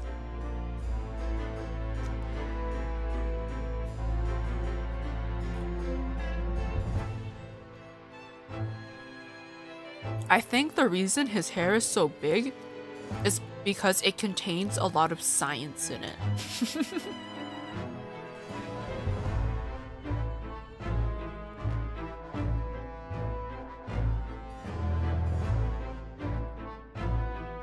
But yeah, part of me wonders if his hair is like that because he deals with electricity a lot. Maybe his hair is just poofed up because of it.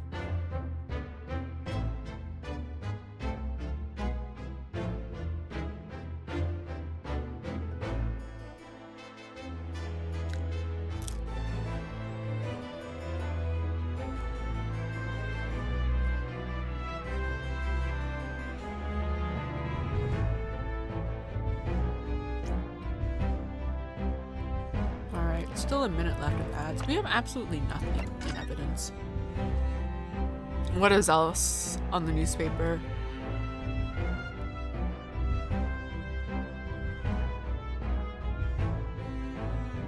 I really do hope they find the missing cat.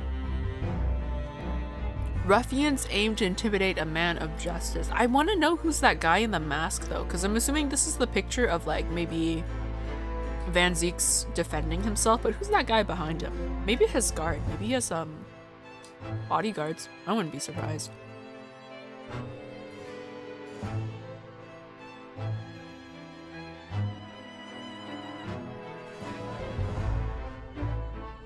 I'm not gonna lie, the Crystal Tower looks a lot like the Eiffel Tower. I don't know. Not that I've seen it personally, but that's what the shape reminds me of.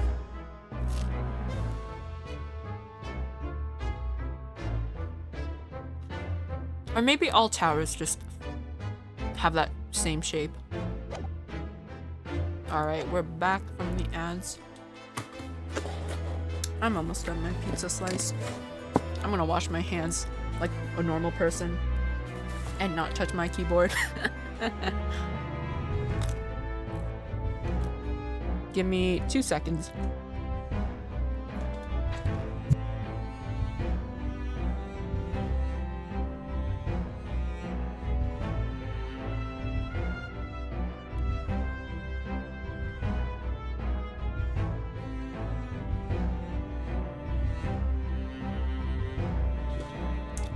Alright, I'm back. Time to find out what happened to Van Zieks. Because suppose... No, we don't even know if he's fine. Because the newspaper wouldn't tell us.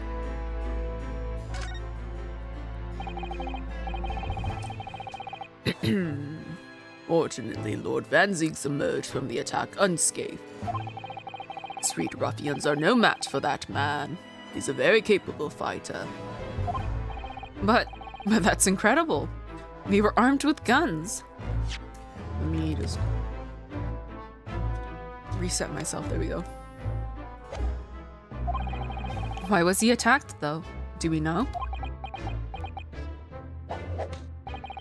It's related to events that occurred a month ago. The leader of one of the capital's criminal organizations was indicted and prosecuted by Van Zieks. But the man was acquitted. I've no doubt large sums of money were involved behind the scenes. Large sums of money? A deplorable situation. Members of the jury were bribed, it seems. However, despite winning his freedom, the man in question met a dramatic end yesterday. But you're not suggesting that was the work of the Reaper, surely? The victim's henchmen certainly seemed to think so. It was a man by the name of Asman, Mr. Odie Asman. Oh, shit! Objection? Hello, Cammy, how are you doing? Did you say Asman? That's the man who died in the big explosion at the Great Exhibition. Yes, known publicly as an investor, but in reality, the head of a significant criminal organization. Unbelievable. I wonder, could I ask you something, Lord Strongheart? Try me. Why do you use Lord Van Zieks as a prosecutor? All the criminals who manage to get off in court then meet with mysterious ends outside the courtroom. And fearful of that fate, they seek to strike at Lord... Oh my god, I can't English. They seek to strike at Lord Van Zieks first. I know there's no evidence that he actually is the Reaper in that sense, but still. Something's clearly going on here. I have Van Zieks work for the prosecution service for 2 reasons. Firstly, the man is the best prosecutor in the capital, bar none. And secondly, any deaths of criminals that have occurred outside the courtroom following his trials are nothing to do with him. But that doesn't make sense. How can you explain the way so many have died, if not by someone's hand? Van Zieks may have earned himself the moniker of the Reaper, but he is no killer. So he will continue to prosecute on behalf of the Crown. Unless he wishes otherwise, of course. I'm stealing that staff of his? Why? Well, I must be leaving for my next engagement. I'm already 11 hours and 16 minutes late. My colleagues may be starting to fidget.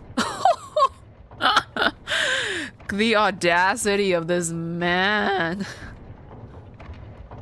11 hours. Don't worry, guys. I'm 11 hours and 16 minutes late. They're only getting a little bit anxious. 11 hours late?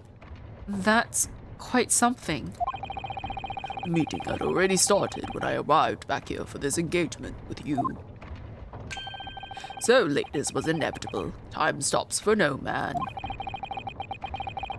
I'm sure it stopped for me during those 12 solid arguments and 223 reasons. Oh, yes. Where would I find Lord Van Zeeks now? I would assume he's at his office.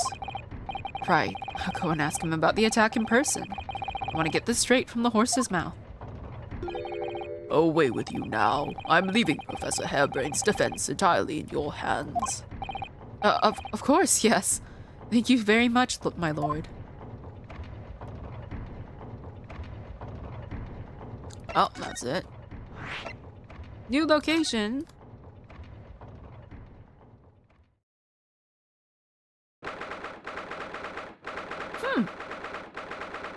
Oh my god, I just noticed. He has a giant painting of himself. He has a giant portrait of himself. I can't see it fully. I hope I get to, but like there's this giant portrait of him here.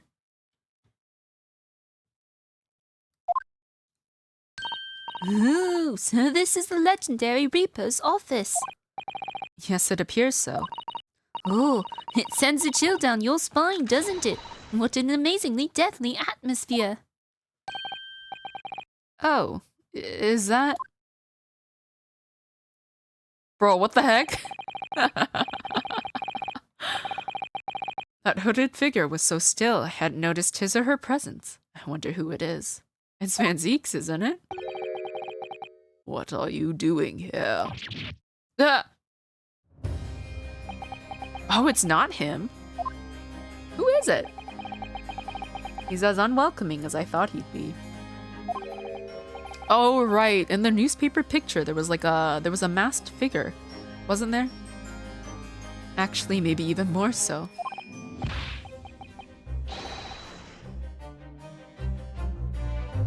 Oh, I'm glad to see you're well. I am. So... Who's the person over there by the wall being punished for something or other? No punishment is taking place here. Oh. I think they're meditating. I don't know. That's my apprentice, and he's sitting there of his own free will. I didn't know you had an apprentice. Must be the same person who was pictured in the newspaper. Could you imagine if his apprentice was actually a woman? He's very able in combat, a requisite skill for anyone under my tutelage. I thought you were going somewhere with the he has a giant I perked up and was like, what? Where? Painting of himself. I'm sorry to disappoint, but yeah, no. Van Zeeks is not that egotistical. He has a giant painting of himself. Are you referring to the attack on the Reaper that was reported in the papers? The Reaper? I'd be interested to know the Reaper's true identity myself. Assuming that is, such a fabled fiend genuinely inhabits our great courtrooms. I think his brows are just permanently furrowed. I don't think I've ever once seen this man smile. Lord Strongheart said that the assault last night was some sort of revenge attack. True, carried out by the henchmen of Odie Asmund's criminal organization. The investigation meant their arrests were imminent. Presumably some hoped to kill me before that happened. Odie Asmund. He's always masqueraded as one of London's most powerful financiers, a global investor. But his enormous wealth came to him by underhand means via his criminal activities. And he used that money to bury himself a verdict of not guilty when he found himself in court, didn't he? Being prosecuted by you, Mr. Reaper. But the man got his comeuppance in the end. Yesterday, in fact, in extraordinary circumstances, it was a most unusual cause of death. I know about that. It was a super high voltage instantaneous kinesis gone wrong. Mr. Asmund died when the demonstration on the public experimentation stage ended in an enormous explosion. Correct. And you think I have some kind of divine ability to cause an accident like that to happen, do you? Well, no, that does seem a little far-fetched. If this man really is the fabled Reaper, then he has to be innocent of this particular death at least. It's strange how this has worked out, isn't it, Bruno? I mean, what were you thinking? What with you taking on the professor's defense for the trial tomorrow? What? You're going to be defending him? Van Zieks is immediately like, what? I need to be prosecuting. Oh, yes, that's right. Though I barely know the man's name yet, to be honest. Albert. Albert Hairbrain. That's right. Do you know him by any chance? Of course. He's a contemporary of mine. We were at university together. Oh! Man's name is Hairbrain? It literally is, and it's hilarious. Hello, Metal, how are you doing? Hope Wednesday's going well. Happy early Thanksgiving to all of you that celebrate Thanksgiving. Technically today/tomorrow. What?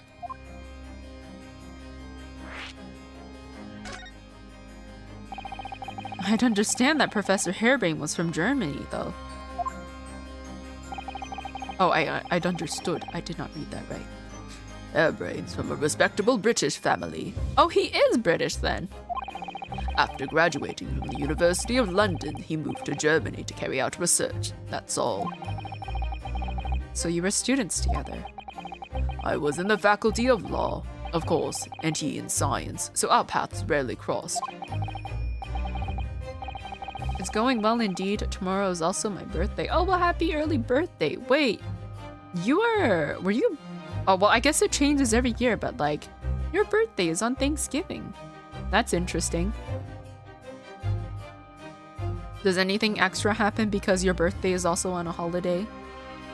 I know there are some people who are like, whose birthdays are like around either on Christmas or like Christmas Eve, and it always differs depending on what people do for presents. But curiously, we got along, though I've not met him since my university days. I certainly didn't expect our next encounter to take this form. And with you, of all people, representing him. Ugh. Only if I make it out of this one. Only if I make it out of this office alive. He's actually been charged with murder, it seems. Yes, I know, because the prosecution will be handled by me. By you? But you made it sound as if you and the professor had been friends.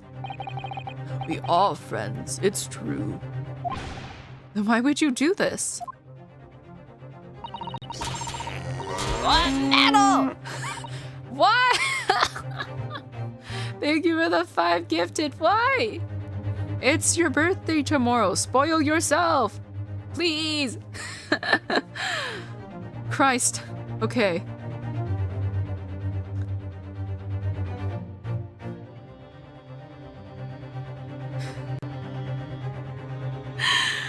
Why you always do this? I'm very thankful, but why?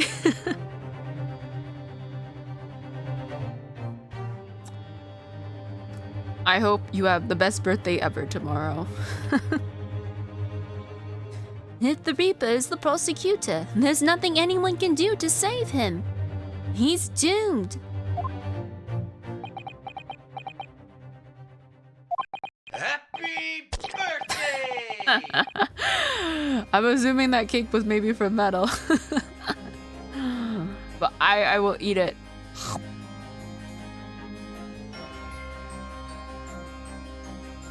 What's Lord Van Zieks thinking? I mean, because I can see at this from different perspectives. Because on one hand, it's like, at least it's his friend who's the prosecutor. It's kind of like if like Maya was being tried and at least Edgeworth is the prosecutor. You know, it's kind of like that vibes. Birthday cake throw in honor for metal.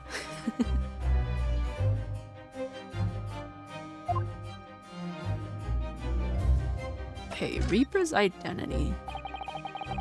What do you mean by what you said before? If you'd like to know the Reaper's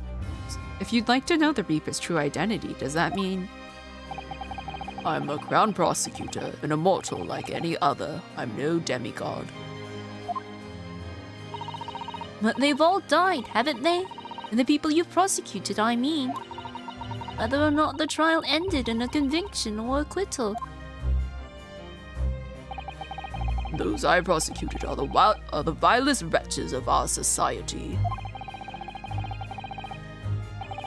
People who, without question, deserve to be found guilty. The world is a better place without them. But that's not true of Mr. Natsume, for example. He wasn't a vile wretch at all.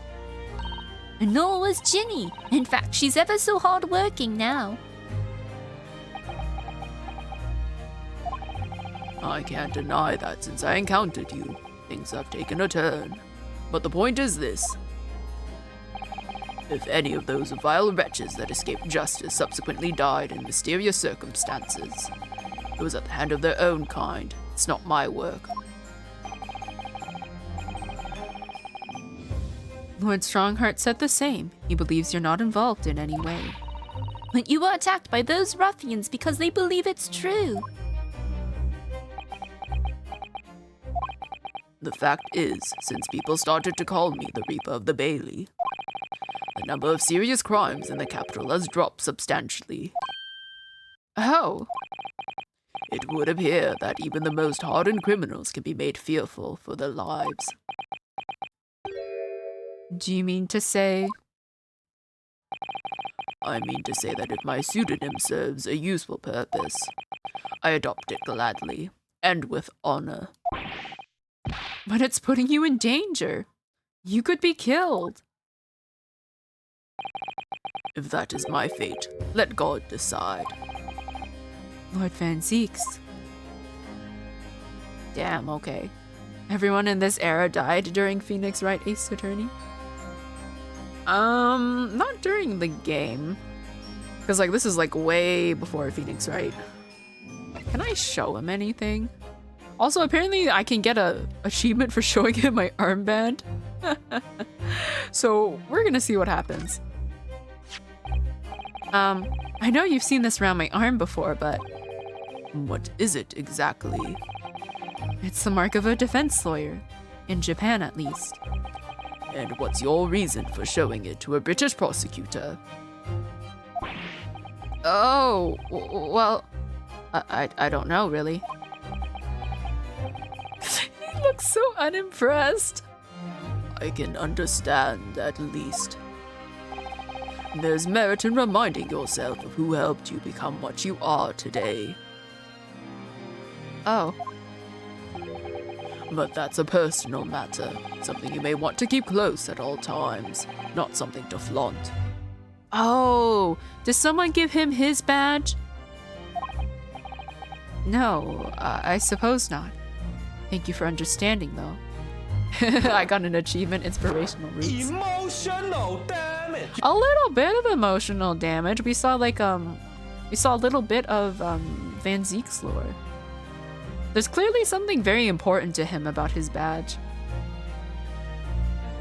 I can hear that text every time. It's such a good meme though. It's like, I don't know, it's like I think like 100 years from now people will still use it maybe. I wouldn't put anything against them for using it still. That man is one of my favorites and his music is fantastic. Van Zeeks? He does seem to waste a lot of wine though.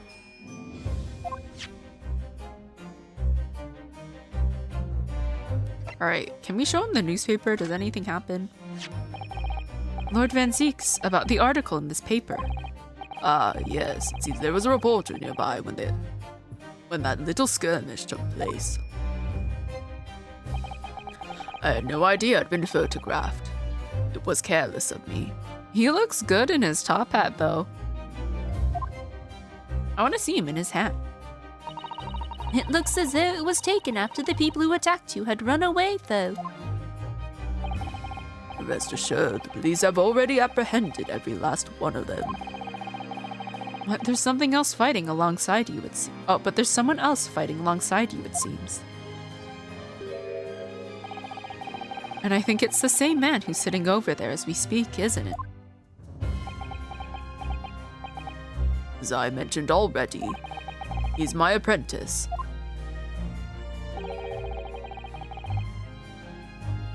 Perhaps you could tell us. Oh, perhaps you could tell us a little more about him. Oh, we can.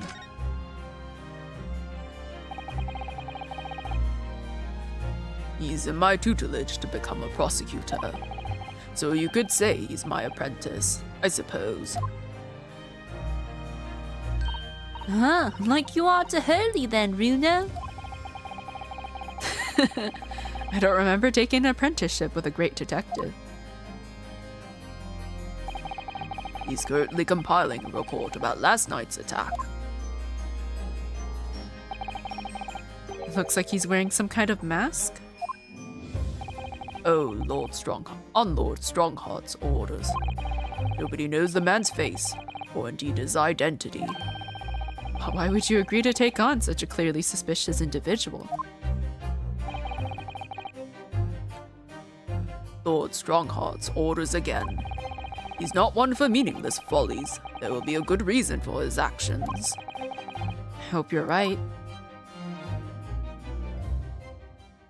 Oh. Oh, hello?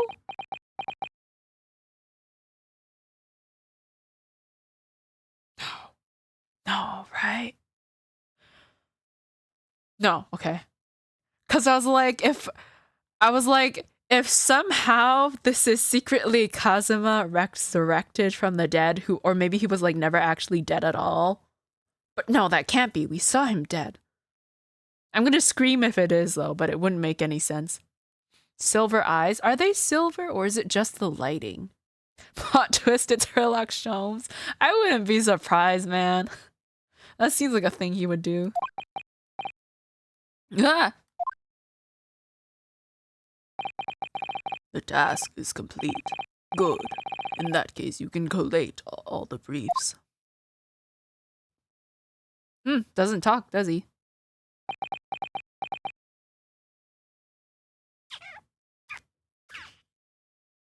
Are you Kazuma? Plot twist, it's Von Karma. It's just a mini Von Karma. He actually has a son or something. Nice to meet you?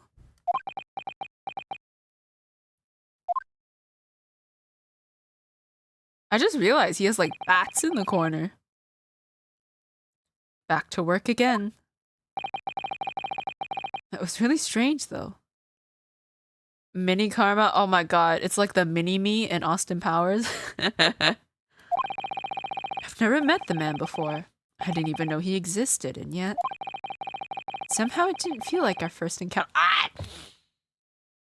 No, you can't do this to me. I swear to God, if it's Kazuma, you... I don't know if we'll find out in this episode or if they'll make it like if they'll make it like some big reveal in the last one, but like no. Cammy, please, I don't want any spoilers if that's what you're talking about. Can you click the bats? I'll try to click on them later. Don't bother trying to converse with him. He says nothing to anybody from outside this office. Lord Strongheart has strictly forbidden it. Oh, I see. Why are you so interested in my apprentice anyway? Oh, no, I mean, sorry, I didn't mean to. The way he stood there so casually, and with that flawless posture.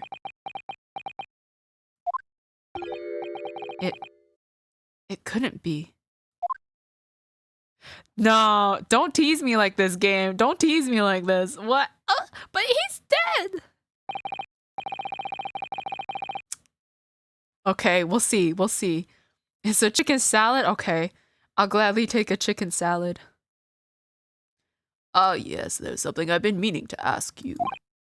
Oh, what's that? That Nipponese man. Is he faring well? Sorry? The one arrested twice in succession 6 months ago. At the shop. Oh, with the stoop and the moustache and the jitters. Ah, Mr. Natsume, you mean? It's the dance of Italy. Ho, ho, ho. I love that sound alert. I'm not sure he'd be very pleased to find out you identified him from that list, Bruno. What if it's secretly just Mr. Beast? I have no idea what he would be doing in an Ace Attorney game. He's fine, thank you. In fact, I received a letter from him by international post only the other day. I see.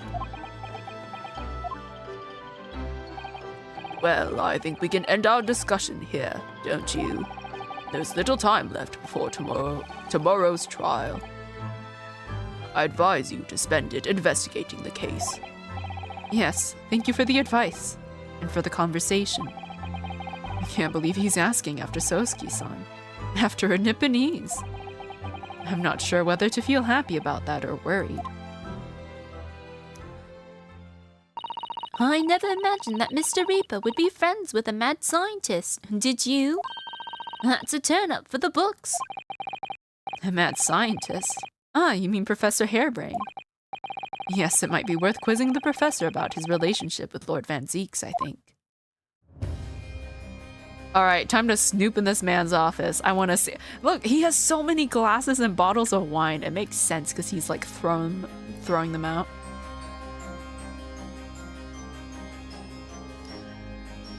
He's giving out free trains in the past. No, you get a train and you get a train. Why could I see it though? He only throws the good stuff. It's such a shame too. It looks so expensive. Like, how rich is this man? I mean, he is the crown prosecutor, so I guess he does probably make a lot of money. And he's like, I don't know if the Lord title is from him being a prosecutor or if he's actually nobility. I think he's nobility. I don't know, but he's rich.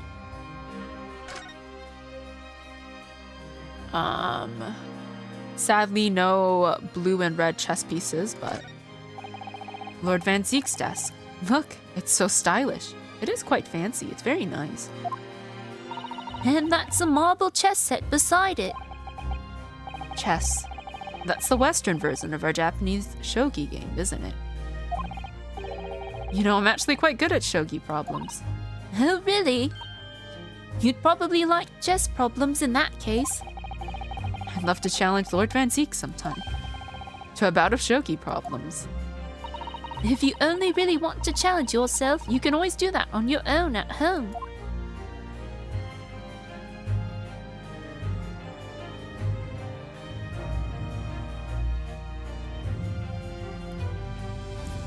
So much money, yeah. Everywhere I look, there's just... He has like, what is this? I think this is the entire city. He has like a replica of the entire city. The chess set? Is the chess set expensive? I think that's Von Karma's ancestor. I would believe that. I mean... It could be? Van Zeeks, Von Karma, maybe. I'm not sure if there's anything that will prove it though.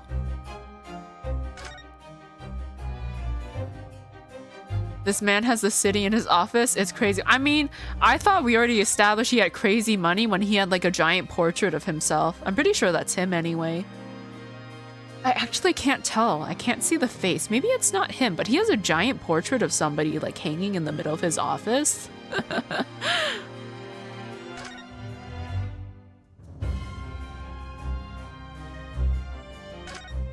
All right, what is this?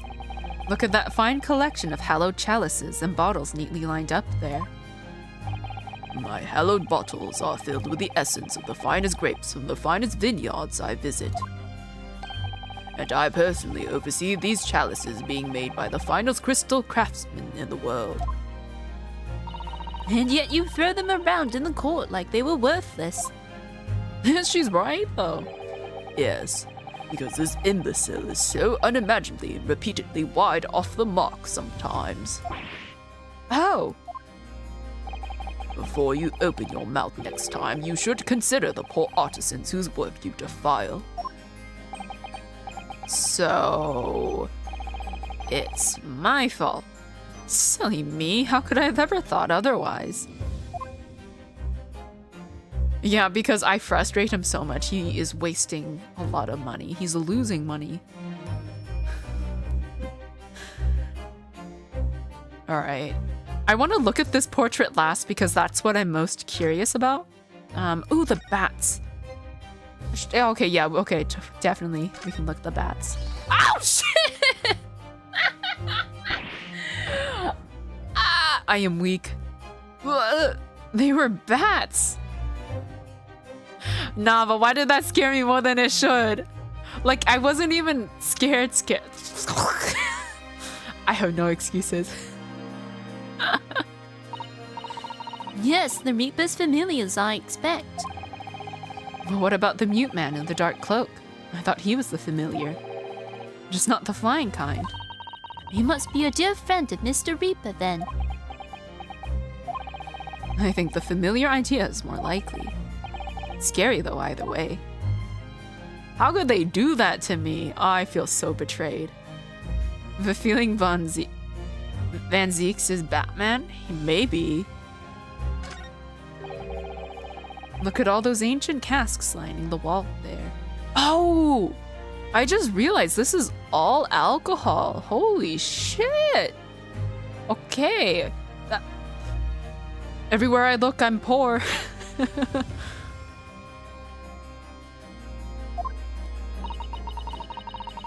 Casks in the Reaper's chamber? Or are they caskets? You don't think all those people who escaped conviction in court are lying saying them dead, do you? What ridiculous notions are going through your head, man? This is my collection of fine vintages. Oh, yes, of course. Thank you for clearing that up. Bruno and I were just musing to ourselves. Don't mind us, Mr. Reaper. I wouldn't if you hadn't invited yourselves to my office to talk nonsense within my earshot.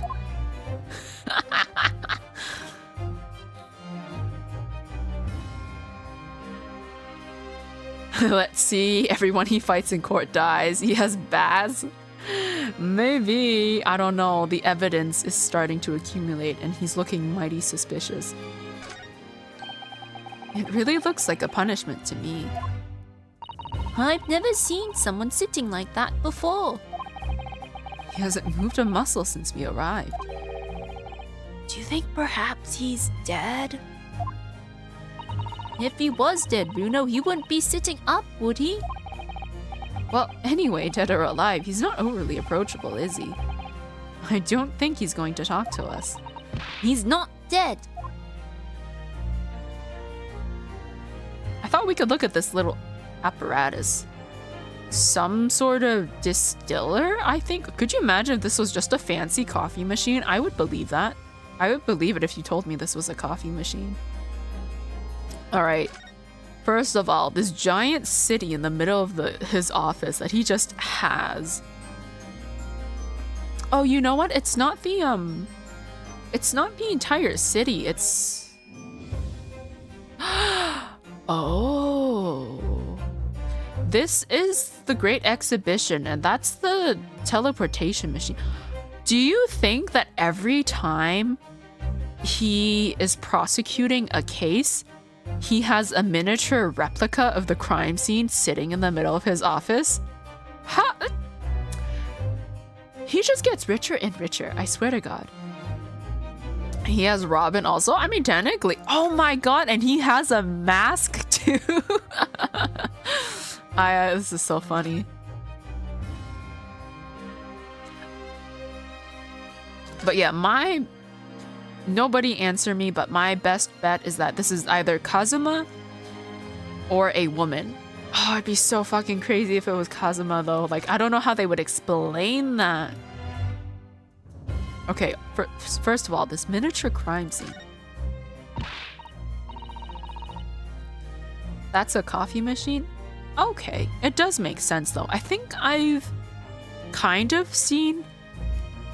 I know there's like some sort of coffee machine you can get nowadays that's like similar to this, where it like, I don't know, some sort of like distillation process. I don't know, something very similar to this. Ooh, look! It's a scale model of the Great Exhibition Showground. That's amazing. I wonder why it's here. Perhaps he made it to take his mind off of the sadness of being too busy to attend in person. Or perhaps he's too embarrassed to queue up for a ticket. Surely it's obvious that I'm using it as an investigative aid. Huh? You Nipponese have no business painting others as overly reserved. Ugh. I really didn't think he'd overhear that. He overhears everything. I was waiting for that. Because if he heard us about the casks, he would have heard about... Okay. The moment we've all been waiting for. What the heck is this? It's very like... Is it the shadows? That portrait really dominates the room, doesn't it? No way! Is this a young Van Zeeks? Because he definitely looks younger in this picture. It's a very majestic outfit and pose, but sadly, whoever painted it didn't do a very good job of capturing Lord Van Zeek's facial features. Yes, you're right. I mean, it's not far off, but the artist has exaggerated his subject's handsomeness, I think. Oh, I thought that was Iris who... that reminds me. I heard Emperor Napoleon of France ordered artists to make him look more attractive when they painted him. How vain. That's really not an attractive quality in a person, is it? That portrait does not depict me. Surely that's immediately obvious. Wait, you don't think he had like a twin brother that died, do you? Like, what if he had a brother who wanted to be a prosecutor and then like something happened to his brother, and so like his brother's prosecutor badge passed on to him, and he's... Oh my god, the lore. The possible lore.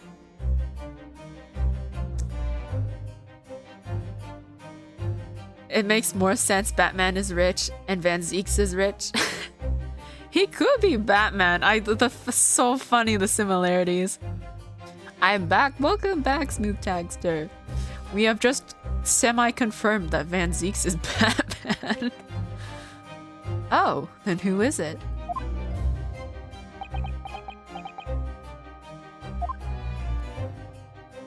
Oh, he won't say. I'm pretty sure it's his brother. Like, that's the only thing that makes sense. I don't know. I don't know if we'll learn this episode. Oops, I didn't need to click on that. I think we've looked at everything in this room. So, can we go to the crime scene yet? No, we can go to the prison though and ask him about his, Oops! What? Why attack the reindeer? Who is Gordon? Equals Holmes. We even have a pink-haired Batgirl. We can do a little bit.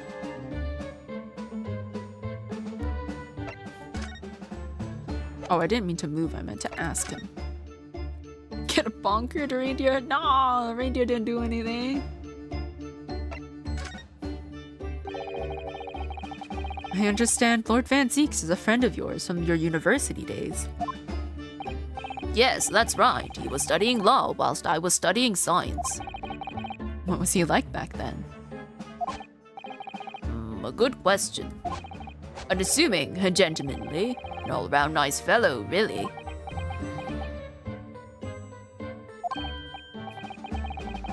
Sorry, I think you misheard me. I'm talking about the cold-hearted, merciless prosecutor, Beric Van Zieks. What was he like when he was at university? Talk about a leading question, Runo. As I said, an unassuming and extremely pleasant gentleman. After all, he is the little darling of the Van Zieks family, with all its great aristocratic origins. He's the little darling. Oh, he's the little baby of the family. I didn't realize he had quite such noble blood. Iris, we literally just left his office. You're telling me you didn't realize this man had noble blood in him? Little darling. I like how they both focus on different things.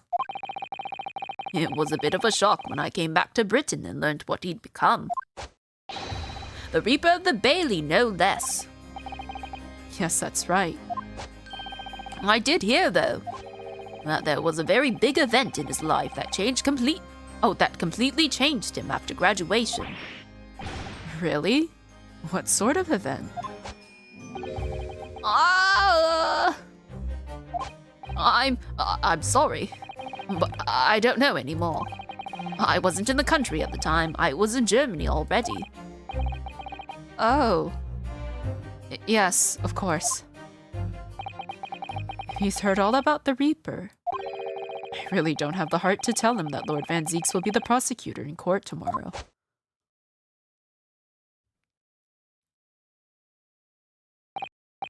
So, Professor, let me just make absolutely sure I've understood you properly. The huge explosion that occurred yesterday, that was an accident, you're saying. You had no intent to harm the victim, who was in fact the sole investor in your work, is that correct? As correct as 2 squared is 4, I swear it. Yes, it's true that the man perished in the machine of my invention, so I know that I'm far from blameless in all of this, but still, I would never use my discoveries, my inventions, to take a person's life, not in a centillion years. I'm a man of science, it's all I know. You have to believe me, please. Do you believe me? Do you believe in my hypothesis? Science is the pursuit of truth, you know. I've always believed that, all my life. I'm afraid I don't know much about science, or your theories. But I do believe you, and I will fight to prove your innocence with all my might. I'm a man of the law, it's all I know. You have to believe me, please. I went to live in Germany after I graduated. I learned something very important. Nationality, class, lineage, none of that matters. As long as you try your hardest, you can achieve anything. Thank you for that, Professor. Yeah, with like the violin going on in the background. Gotta wipe away some of those tears. And thank you in advance for defending me tomorrow in court. All right, Runo, it's time. Time to visit the great exhibition. Sorry? Well, that's where the incident happened, isn't it? Yes, I suppose that's true. Time to investigate at last. Woo! Alright, see you later, loser.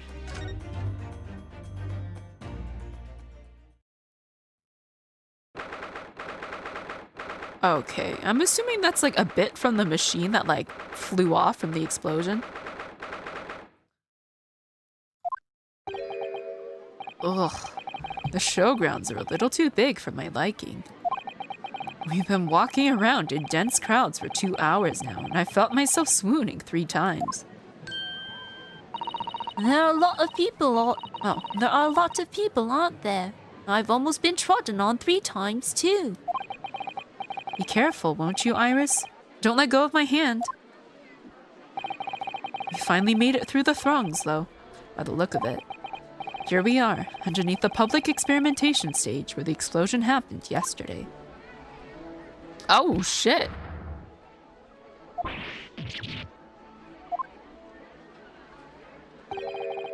What's that? I don't know what we're supposed to be looking at. I can hear voices from on the stage. Sounds like an argument.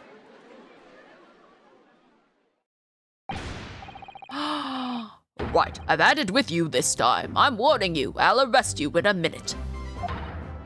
Oh yeah? Go on then, Spectre. Give it a shot. You ain't got no evidence and you know it.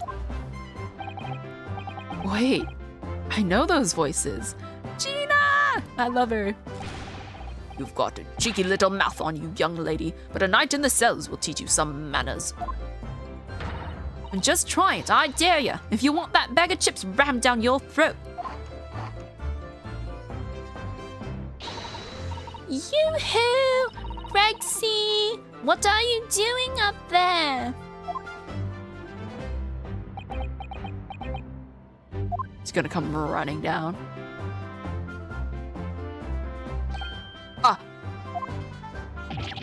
Oh! It's you. Yeah, you're here. You are. You here. Your ladyship. How are you, your ladyship? I do hope you're well, your ladyship. Does that make her 3 times a lady? Gregsy? Yeah, that's Inspector Gregson, but Iris calls him Gregsy. It's that loser, give me your fish and chips. Well, he kind of threw them everywhere. I'm not well at all. It's far too busy everywhere. I wanted to ride in a balloon, but there was a 3-hour queue. Unbelievable. I'll go and have a word for you at once, your ladyship. You'll be flying as high as a kite in no time once I pull some strings for you. Tobias Gregson, an inspector at Scotland Yard. Until recently, he was suspended from duty, but it would appear he's back in action now. He's actually quite well known, appearing as he does in the adventures of Sherlock Holmes. And for that reason, I can't say a word wrong to the story's author, Iris. But there are limits, surely. Or there should be. Watch it, sunshine. Sorry. What gives, then? Don't tell me you're on this case. Yes, I'm acting for the defense. So we're here to investigate. Dear me, that's the situation, is it? Is it really that troubling?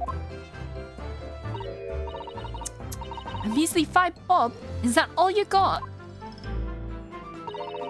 You're loyal, ain't ya? You could stand to carry a bit more copper around in your pockets, Mr. Nero-Odo. What? Hey! That's my last bit of spending money, that is. You can have it back, but I'll have to charge you for all the bother. 3 bob.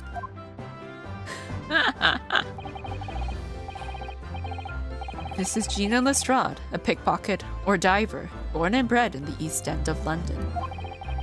In the case that led to my own suspension 6 months ago.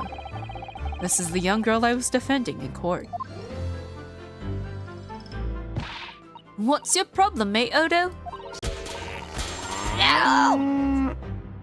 What are you doing? What?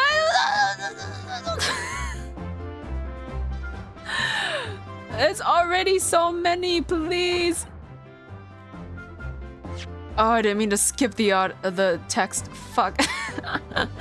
Why do I feel like Gregson dies? I hope not. But oh my goodness, why? Thank you very much for the 5 gifted. I think 80% of like the subs are from you. Maybe you're Batman. Where are you getting all this money from? Oh my goodness.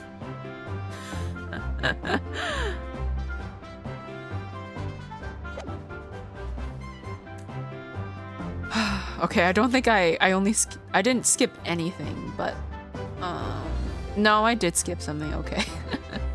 What's your problem, mate, Odo? Diver, pickpocket, what's with all the name calling? You want a bag of chips rammed down your throat and all, do ya? I thought you were proud to be a diver, Gina. You were just arguing with Inspector Gregson about it, weren't you? I assumed you'd been up to your usual tricks here at the showground. That ain't no way to talk to a lady, Odo. After years a long time, people can change. I'm an apprentice now. Learning to be a Scotland Yard detective. Gina's learning to be a detective. Oh, hell yeah. I wasn't expecting this, but you know what? I am all for this character development. So you have to call me what everyone else does. It's Inspector Lestrade now. Oh, they did it! Because, you know, I was so confused because Inspector Lestrade, that's from Sherlock Holmes, but they made it Gina, and she's like a pickpocket, and I was like, okay, that's fine. But she's an inspector now. It's come full circle. Inspector? That badge is homemade, surely. The inspector part isn't entirely accurate. No one calls her that. For what it's worth, anyway. Investigating is off the cards for all of us. What's that supposed to mean? Right, well, I'll be back up top. You'll hold the fort down here, all right? Right, sir. Gina, what's been up in your life? What's been going on? What the heck? This raises a lot of questions. Like, so much has happened? What did I miss? Hello? It's only been half a year? It was 8 months ago now that I first encountered Gina, in connection with a case I was working on. At the time, she was living in the East End with a group of other orphans. She helped all of them survive by pickpocketing, but then she got embroiled in a murder. I had a lot of time to think in prison. I realized I couldn't go on like I was. The diving weren't working out. Oh, I'm so pleased to hear it, Ginny. Well done. So, you went from being a pickpocket to a detective. You got it. Good, innit? Inspector Lestrade. Sounds like something out of a book, eh? It does. Talk about a sea change. And then there's Iris's old man to think about. Iris's father, you mean? Yeah, I promised her, didn't I? I said I'd get all the police forces around the world to pull out to all the stops looking for him. Just a small promise then. Nothing serious. Oh, Ginny, you're so sweet. So anyway, that's how I come. Oh god, how do I? That's how come I had a go at the test for Scotland Yard. Only trouble is I don't read so well, do I? Just a small problem. Nothing serious. And that's when Hurley approached Gregsy and asked for help. So the inspector said he'd take full responsibility for Ginny and make her a sort of apprentice. That was very magnanimous of Inspector Gregson. And brave. Well, you know Hurley. He enjoys finding ways to make people do what he wants. The great detective likes digging for dirt, in other words. Sholmes does seem like a gossipy kind of person. How can YouTubers and Twitch people perfectly voice people in games? I don't know. It's a different experience for everybody. For me, I am just thankful for the most part that I can just read sentences without stumbling. So the long and short of it is, you've got questions about the case, you can ask Inspector Lestrade. Right then, Inspector. Actually, there's still a big mystery surrounding Gina, isn't there? What, Bruno? What? Well, 6 months ago, Gina was the defendant in a trial prosecuted by the Reaper. A trial in which she was found not guilty, and yet here she is still. Come on, you're not still on about that, are you? The Legend of the Reaper, or whatever it's called. Cole, you don't have to worry, Odo. If I didn't half worry, there probably wouldn't be a whole lot of you left. It's like I told you before, innit? The Reaper's kinda like him upstairs, so he knows what I'm like on the inside, that I ain't really done nothing wrong. Nothing wrong might be stretching the point. What about Mr. Natsume in Japan? He's perfectly fine, isn't he? Well, that's true. Perhaps the Reaper is more discerning than I thought. Exactly, so I ain't worried, I'm totally fine. Alright, yesterday's incident. Cole, it was out of this world, it was. That brainy bloke pulled a bunch of levers on his machine and suddenly started billowing smoke. Then it just went pop. I ain't seen a better experiment here yet. Sorry? You mean you saw it, Ginny? With your own eyes? Yeah, of course. The boss is in charge here, ain't he? Keeping everything running smooth, I mean. The boss being Inspector Gregson, I suppose. It's going to take some getting used to. So all I have to say is that I'm on duty and I can do whatever I want to. And get this, I was up in one of them flying balloons when it happened, watching it from above. No! You're so lucky, Ginny. Maybe I should join Scotland Yard too. Yeah, do it. You know how to put the boss in his place already, right, Iris? You'd have no trouble at all. And then it's settled. When do I start? No, you can't join Scotland Yard, Iris. We'll see. Anyway, what I don't understand is this. If the machine exploded so spectacularly, how can Professor Bunnybrain still be claiming that his experiment was a success? Oh, right. Well, it was a success, in a way. It was? How can it have been? Also, heads up, we have ads in like 3-ish minutes. Maybe he... Yeah, I don't know. Surely after the whole machine blew up, no one would call the experiment a success. It's like I said, it did sort of work.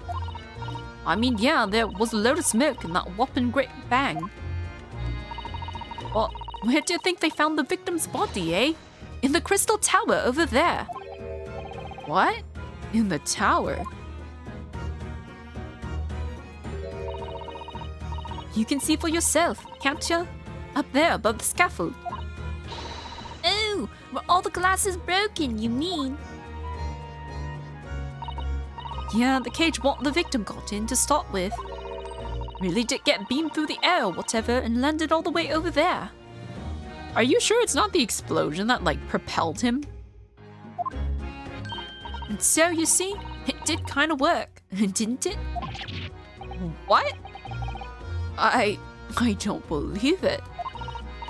I mean, I don't get the ins and outs of it, but anything's possible, right? With science. Well, I tell you what, you can have this. It's a plan of the experiment they drew up at the yard. Are you sure? Yeah, go on. I had 3 bob off you before, so fair's fair. Yes, I didn't actually give that to you, did I?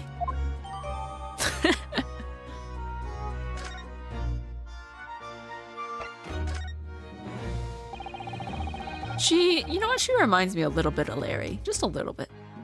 Something Inspector Gregson said before seemed a little strange. For what it's worth, anyway. Investigating is off the cards for all of us. Yes, not the old Gregsy ran off after that without explaining himself. Oh right, that. The boss said no one's allowed to investigate that weird machine what blew up yesterday. Well, that's not fair. We're representing the defendant. In that case, could you at least tell us what you've learned from your investigations? Nah, you're not getting it. We ain't allowed to investigate neither. Why? What did the boss call them again? The forensic investigation team, I think. Anyway, apart from them lot, no one's allowed to lay a finger on the scene. Bit funny, innit? So even Scotland Yard's own detectives can't investigate. Yes, I've never heard something like that before. Thought I could have a gander on the quiet though, but the boss caught me at it. Probably heard him giving me an earful about it from down here, didn't ya? It's not bleeding fair. I think you were giving him as much of an earful back as I remember it. Yeah, well, sometimes I think it's all them chips what make him so stubborn. You say something to him, Odo. Go on, see if you can get through to him. He's up on the platform above us, is he? Where the machine that exploded is. We can try, can't we, Bruno? And Gregsy will listen to us. We could try. I guess we have to move up? No? Okay, maybe we just examine.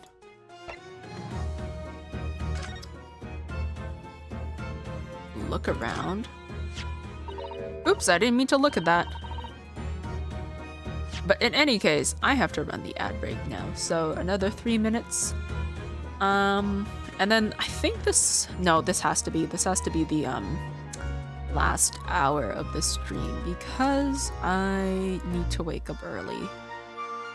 So I will see you guys in 3 minutes for those of you with ads, and then we will be back. I'm gonna take a quick bathroom break, slap this bag over my head, and I will see you in a minute.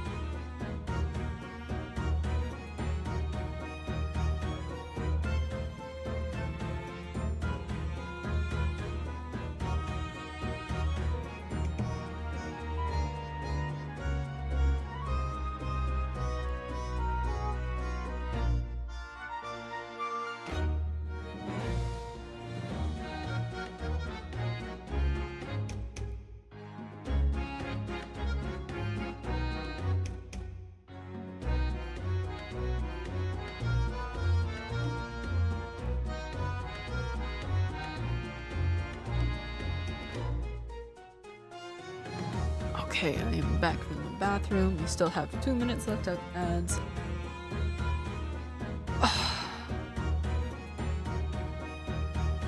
Okay. Many new discoveries today.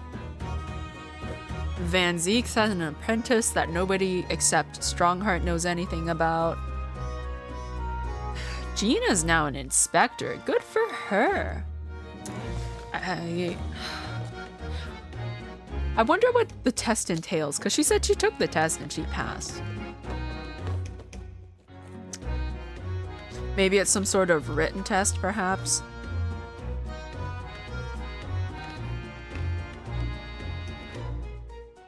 You would think there would also be some sort of physical test, because what was it? I think they're expected to... I don't remember the exact number, but they're expected to walk a certain amount of miles or whatever. A certain amount of... I don't know what the measurement is, but they're supposed to walk a certain amount every day. Wait, no, that's Bobby's. I don't know about inspectors then.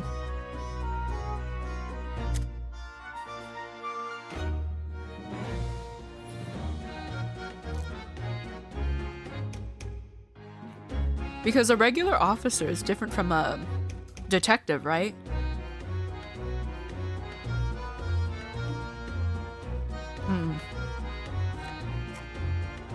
I was wondering why they didn't just saddle Gina with a bunch of paperwork. But then I realized, I remembered that she can't read very well, so making her like a, what do they call it, a paper pusher, wouldn't have worked out very well. It would be very inefficient, actually.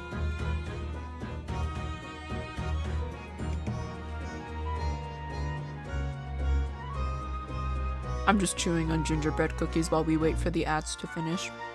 They're very nice. Costco had like a pack of these little small gingerbread cookies. I think the entire family already went through one box and this is the second box. That does remind me though that I do need to make more gingerbread later.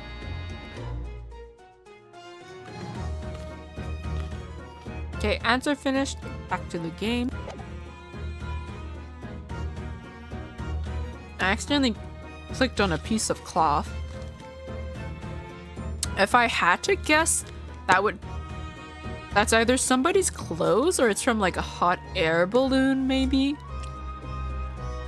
I can't think of any other reason why that would be there. Oh, look, what's this? A ripped piece of cloth. It's not like any fabric I've ever seen before. It's very thick and stiff. It looks extremely durable. Hot air balloon it is. It's canvas, I think, with some sort of rubber backing. And the edges appear to be a bit charred as well. Maybe that means it had something to do with the explosion. Let's make a note of it while Ginny's mid-yawn.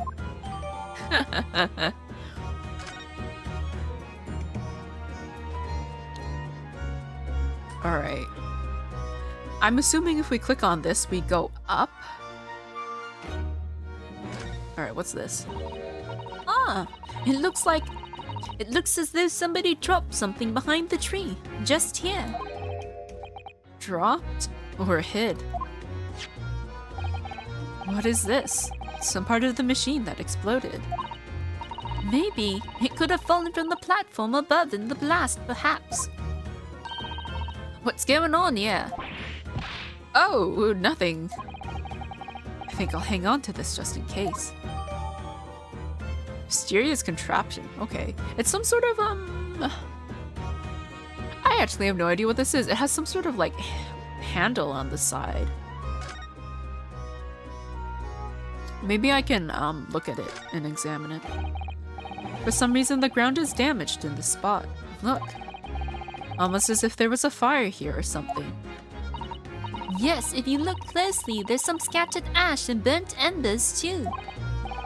Well, I suppose there was a big explosion just above here.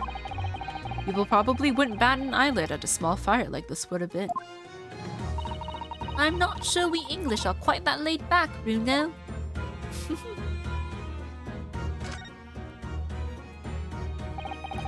A crystal tower, it's certainly an apt name, was built to be the focal point of the exhibition, and it definitely is, being so tall and with all that glass. I can't imagine a building like this ever being erected in Japan.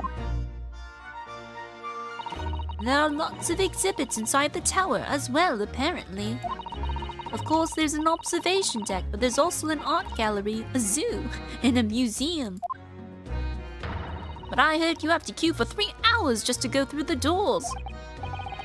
Well, at the moment, the shattered glass from the failed experiment may well be the biggest draw. And thanks to that accident, the whole tower is shut. Suddenly, it's not the crystal tower anymore, but the crystal glass shower. Apparently, everyone's talking to the skies now to look down on the disaster area from above instead. Oh, everyone's taking to the skies. But there's a 3-hour queue to go up in a balloon now. Londoners must be very patient people. What is the longest you would stand in line for something? I don't know. I mean, I guess it depends on what it is, right? I know some people like spend hours lining up to get into like a concert they really like or that's like a really popular.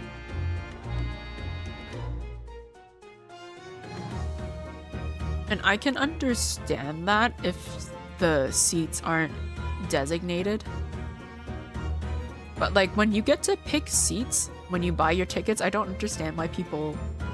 Well, I don't know. I guess there's various reasons. Anyways, what was I looking at? I think this.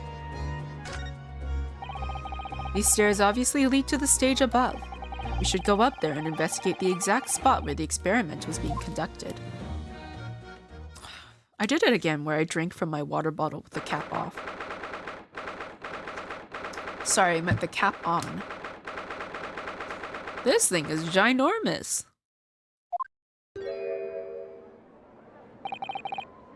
So that's it then. The machine that blew up. Oh, it must have been a magnificent explosion, and I've seen my fair share. You've seen things like this before, you mean? Of course, Hurley's always doing experiments that end in a bang. In fact, in his own words, explosions are the very essence of chemistry. Ah, that might explain the smell of burning that frequently comes wafting up the stairs. One time he made something that exploded with such force it took the roof off the building. Ah! I wish you'd been there to see it, Bruno. It's hard to get too excited about that, given that I now live in the roof. Well, anyway, that's enough about that. It's time to investigate. I'm back. What did I miss? You didn't miss too much. I'm not quite sure when you left, but we're now at the crime scene, basically. We learned that Gina is now a detective. Well, not an official detective, but she is an apprentice. So her pickpocket days are over. Oh look, Inspector Gregson is over there.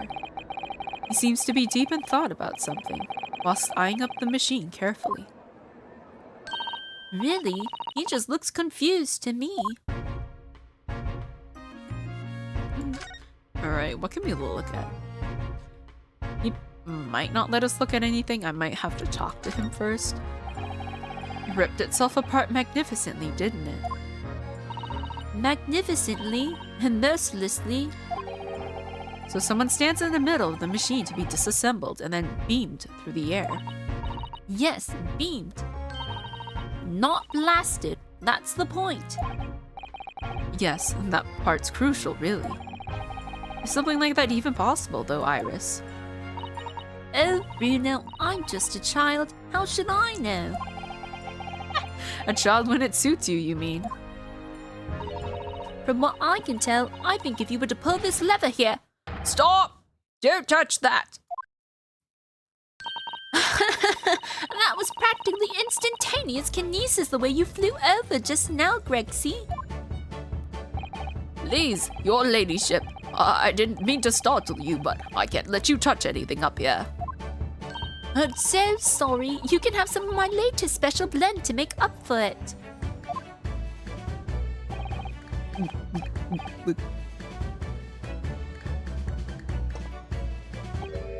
Ah, wonderful. This stuff really is wonderful. It's just like old times, this is. At first, I thought that, like, he like, reacts that way to please Iris, but, like, maybe he really does genuinely enjoy the tea. I don't know. We're representing Professor Hairbrain in court tomorrow, Inspector. So we should be allowed to examine the scene. Ah, listen, Sunshine. But I'm not allowed to touch anything up here.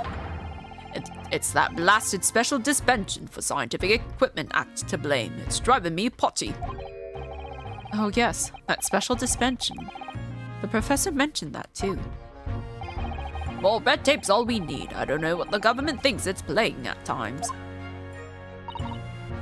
But we're allowed to just look, aren't we? Eh? Surely that's all right, isn't it, Gregsy?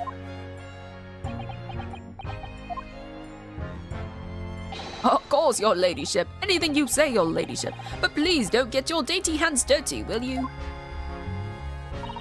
Don't worry. We wouldn't dream of touching anything, would we, Bruno? She really knows how to get what she wants. Alright, what does he have to say? Government policy? Using high voltage electricity to somehow disassemble a man's body, and then beam him across to the Crystal Tower. It's an extraordinary thing to attempt, especially in public. True. It was by far the most unusual of the experiments planned for the exhibition mind. To be honest, I'm a bit surprised it was allowed. Carrying out something so dangerous with so many spectators present, I mean. The government's doing everything it can to promote new science and technology at the moment. They're more worried about being ahead of the game than the odd spot of public safety infringements. If they can be the first to develop some new technology, it makes Britain more powerful in the future, you see. Yes, I suppose that's true in a way. So the powers that be are placing a heavy emphasis on scientists' rights at the moment. What sort of rights? They're making it so that any theories the brains have remained their legal property, as it were. Right through developing it into a practical idea and even going into production. Which is the infuriating reason us coppers aren't allowed to touch this crime scene. Because the new High Valuation Special Dispensing for Scientific Equipment Act forbids it. Ah, I see now. The only people with permission to investigate here are some brand new department at the yard. The Forensic Investigation Team, it's called. We've been relegated to keeping guard. The Forensic Investigation Team. Any old fool can see that this heap of scrap metal was a sham to begin with. But just because it says scientific equipment on the paperwork, we can't do a flamin' thing with it. Oh, Gregsy. He's very het up, isn't he? Right, special dispensation. Remind me again, what's this new legal act that means we're not allowed to touch the scene here? Are you having at me, sunshine? It's the Special Dispensation for Scientific Equipment Act. Yes, I think Hurley mentioned that recently, with a real twinkle in his eyes as I remember. I'm sure he did, your ladyship, I'm sure he did. Passed especially for this great exhibition it was. All scientists have to do is present their ideas or inventions to do some suits in the civil service. And if it gets rubber stamped, there's a guarantee of rights to maintain the inventions, confidentiality. Well, what does that mean? Think about it. Think of all the world-changing new inventions on display every day at this exhibition. Although a good half of them are a load of cobblers, if you ask me. Put forward by shammers like yourself. Thanks for that. Oh, I love how absurd some of the inventions here are. It's all so fun. It might be fun to you, but a member of the force has to be present at every single demonstration. Can you imagine, eh? Hang science, that's what I say. Oh, I don't think so. That sounds like my dream job. You'd soon think otherwise after spending a day guarding all those shammers. Bogus contraptions. But if they're all bogus, how can anyone hope to demonstrate them? There'd be no point. I love his 180 when he talks to her. Yeah, she's not his boss, but like she's the reason that like his life has been very good recently. Like because she wrote about him in her books, I think he got a promotion. People know about him. He's like kind of famous, you know, stuff, and he gets royalties a little bit every time he's like brought up in the books, I think. Yeah, well, there is a point, sadly. Sorry? Thanks to another of our government's bright ideas. If any theory or invention is deemed to show potential, the government hands out a research grant. The scientists get funding. Exactly. That's what they're all after. All these shammers coming from far and wide to clog up Hyde Park. And who has to keep them all safe, eh? Who has to smile politely and welcome them? Us coppers, that's who. So you can see why I say it now, can't ya? Hang science! Hang it! Oh, maybe I can see your point.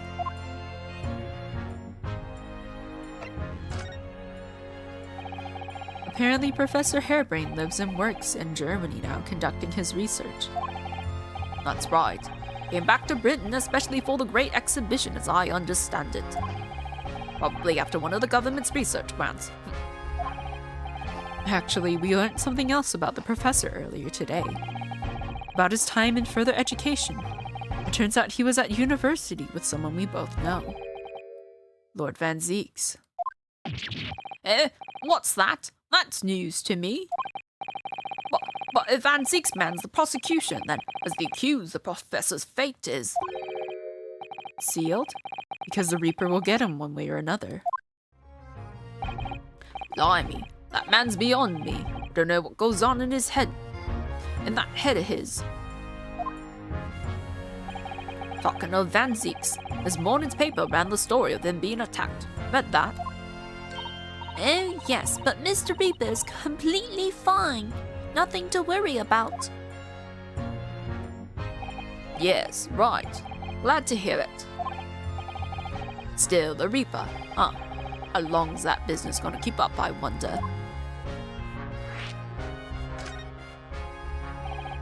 The victim of this case, the investor Mr. Asman. He was another of the Reaper's victims, or so I heard.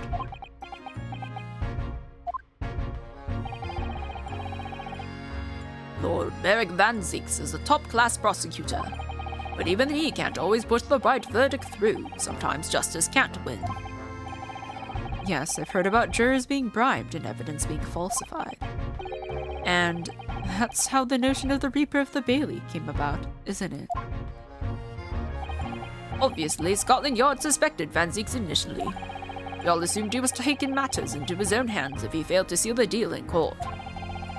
Although the man himself denies that charge. Well, we've done a very thorough investigation, and the conclusion we reached is that Lord Van Zeeks is in no way related to the deaths of those people outside the courtroom. There's no question in my mind. I'd stake my reputation on it. I would. But if that's true, then how do you explain it? All those defendants couldn't just have coincidentally died if nobody killed them. I know that, but I can't explain it. It's a mystery after all, isn't it? That's the whole point of the Reaper. Professor Harebane mentioned something else. He said that at university, Lord Van Zeeks was a totally different person, easygoing and kind. You what? He said it was after they both graduated that something happened to change the man. Do you have any idea what it was? No clue. Really? Look, I've got my hands full watching over this frustrating crime scene. Why don't you go and make a nuisance of yourself elsewhere, eh?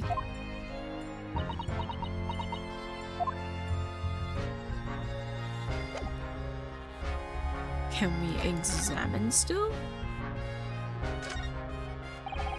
Considering how badly damaged everything is, Professor Harebane was lucky to escape unscathed, I'd say.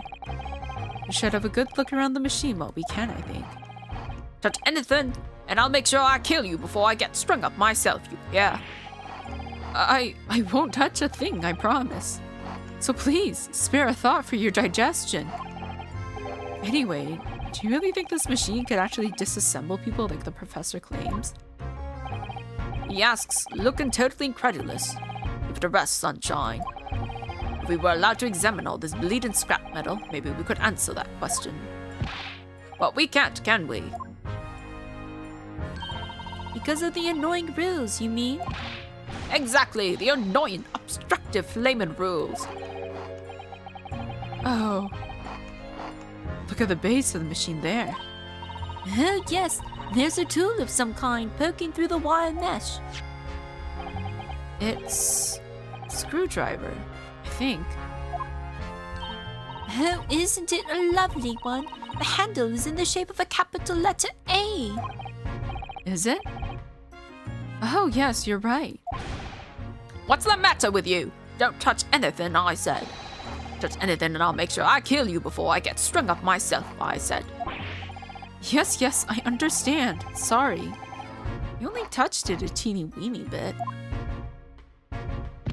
But Gregsy, I'm very curious about this screwdriver. Really very, very curious.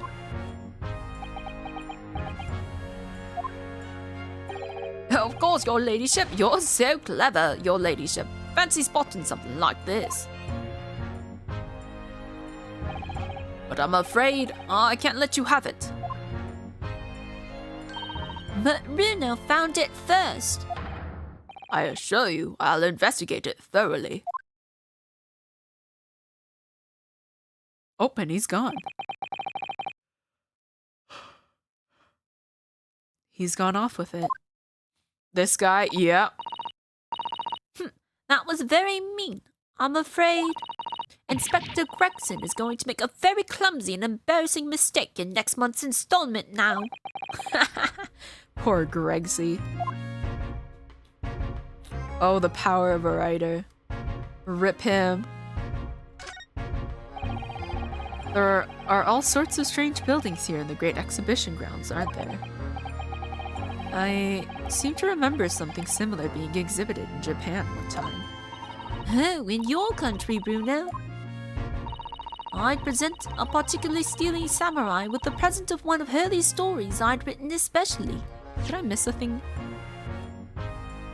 Oh, yeah, she just said, I do wish I could go and see it. And see if I couldn't get Hurley to a jam against some Bartitsu Master Ninjas. You might not find as many of those sort of people around as you think. Oh, well, that's dull. Oh, but I do know a prosecutor with the Chon Mage top knot I can introduce you to. Not ouchie. Did I read that wrong? No, I didn't. Okay, it's literally Well, I guess you could go like Bartisu. But like, I don't know. I see T-I-T and my brain enunciates. A Chon Mage? Really? Do you think I could have my picture taken with him? Do you? I don't think his hair. I think all of his hair is gone. Like at this point? Because where was it last time? His Chon Mage was like chopped short. The little wisp of hair on his head was like flew away into the breeze. Assuming he's recovered from the trim Kazuma gave him a year ago. Yes. Every time Bruno makes her sad. Yeah. The way her eyes just get all glassy. I think that's all I can look at. There doesn't seem to be anything else, really. Oh, well, I guess I can look at the Ferris wheel. What is that gigantic thing over there? It looks like an enormous water wheel. Oh, that's a Ferris wheel. There'll be people riding inside those little cabins, you see. Why? Well, they rotate nice and slowly, so it's a wonderful way to see the surrounding scenery. Wait, it's turning? But it looks completely still. Yes, that's because it's turning so slowly. One complete revolution. And it takes about half an hour. If you were mad enough to go in one, it would be more fun to whiz around fast, don't you think? I feel as though you might have just invented a new sort of ride, Bruno. And thus the roller coaster was born. I cannot do roller coasters. Mostly because I have terrible motion sickness. Okay, I think that's all I can look at. Can I maybe show him? Oh, let me actually examine. What is this? Wait. Is this some sort of crossbow? Let's see. That's the only thing I can think of. It looks like some sort of crossbow. I don't think I can look at it. Oh, I can look at this.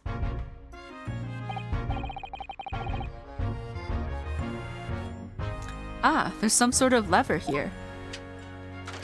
Oh, shit! What is this? It looks like a cross between a bow and a gun. It's a crossbow. I think it's probably used for the same thing too. Woo! I don't think we can look at anything else on here, can we?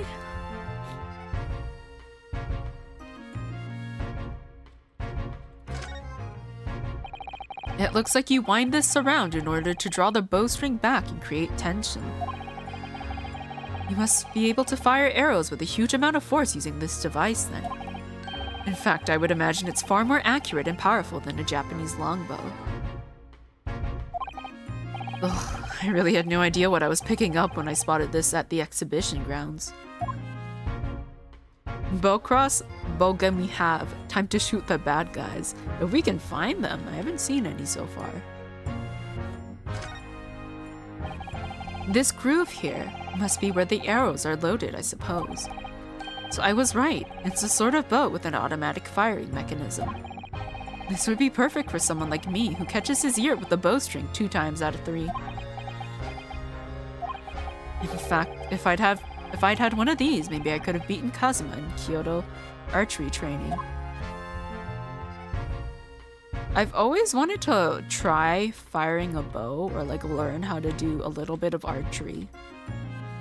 That's always been on like my bucket list. I don't think there's anything else to look at. No, there doesn't seem to be anything special. Okay. Well, that wasn't... Okay, you know what? That was exactly what I thought it would be. Okay, can we look at anything on here? It looks like layers of thick canvas with a thick rubber lining of sorts. I've never seen anything like it before. But applying Mr. Sholmes' methods, you might deduce it was part of a raincoat worn by someone who really didn't want to get wet. And the charring must have occurred when the person was struck by lightning. Or maybe not. Okay, I think that's all we can look at on this thing. Oh, right, there was the sketch.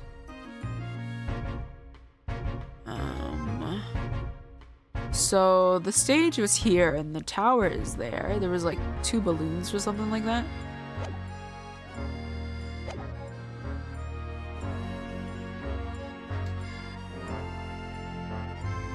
What if I just show him the crossbow? Or what if I show him this? Oops, I meant to present. He's not gonna say anything to it. As a detective, what do you make of this?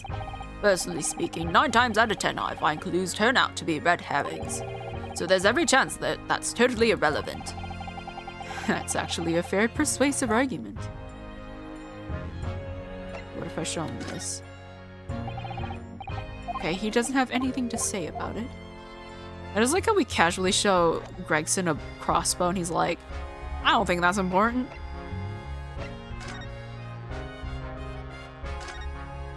Oh, I can look up and I can look down. This is interesting. Okay. That amazing horn-shaped device is pointing towards the crystal tower.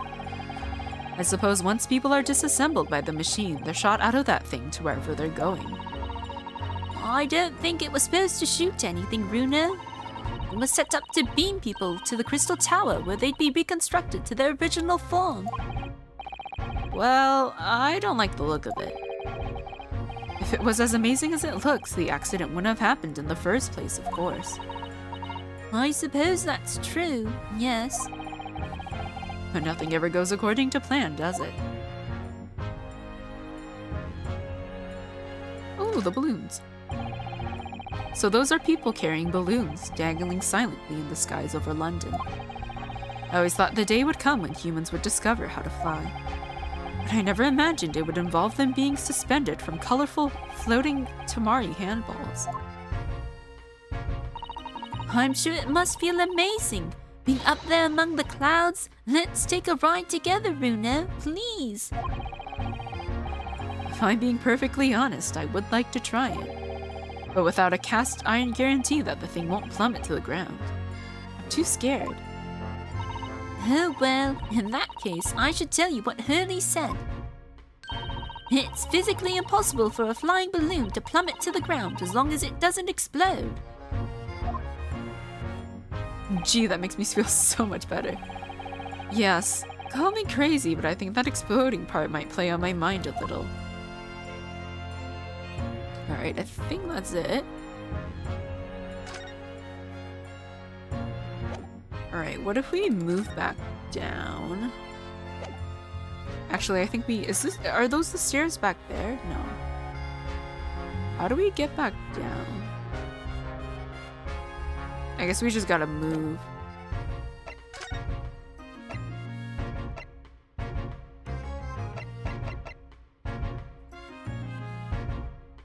How do we get back down? Am I stupid?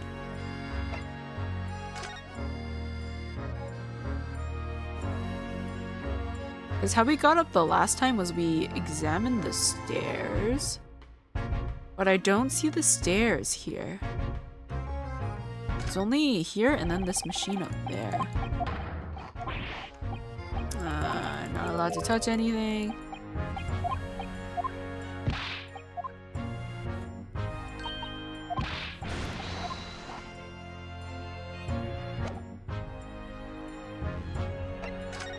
Okay, I don't know how to get down, so I'm just gonna move somewhere else and move back. And hopefully it brings me down. There she is, Gina. I don't think she has anything to say about this stuff.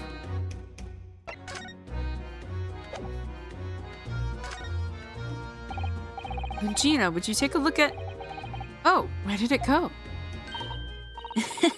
Looking for this, Odo? Why did she do that? Wonder if you've got anything else to show me, eh? What do you reckon? Give that back first, please.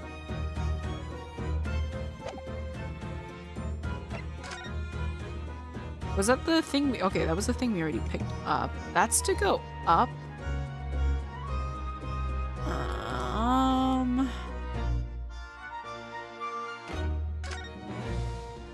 I guess we can look at that. Well, that's where the COVID ended up after his instant kinesis, or whatever they call it. Dead, of course. And yet they're calling the experiment a success. What's the wooden scaffold there for? The coppers, our lads, set that up after the incident happened. To get that body down, I think. Don't know really. Didn't you help to erect the scaffold then? Nah, lookout duty's more my thing. Wandering around the exhibition and keeping a lookout for the fun stuff. Fine, Gregson doesn't hear you say that, or else he'll give you the boot. It's incredible though, isn't it? I mean, could the victim really have bridged the gap by some sort of invisible kinesis? I swear he exploded and was like shot off there. Runo, listen. What? What is it? I've been thinking. Hurley might know something, mightn't he? About what? About Mr. Reaper. About what happened to Lord Van Zeeks, you mean?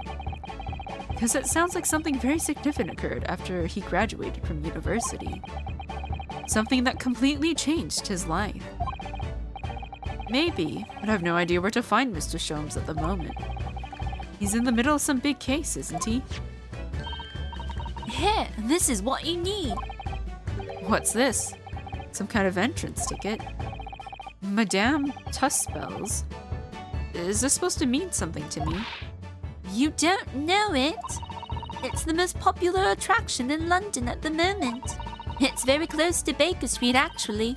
We could go now if you like. No, we don't have time for visiting attractions today, Iris. We have a big trial tomorrow. But that's where Hurley is. What? At this popular London attraction? Yes. How is it that you know where he is?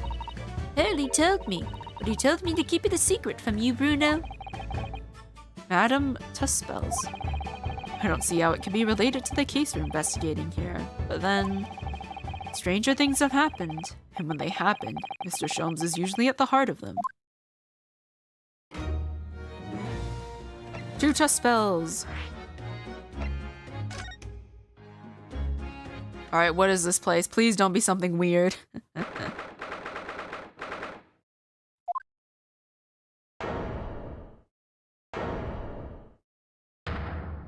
What? What is this place? Save? Alright.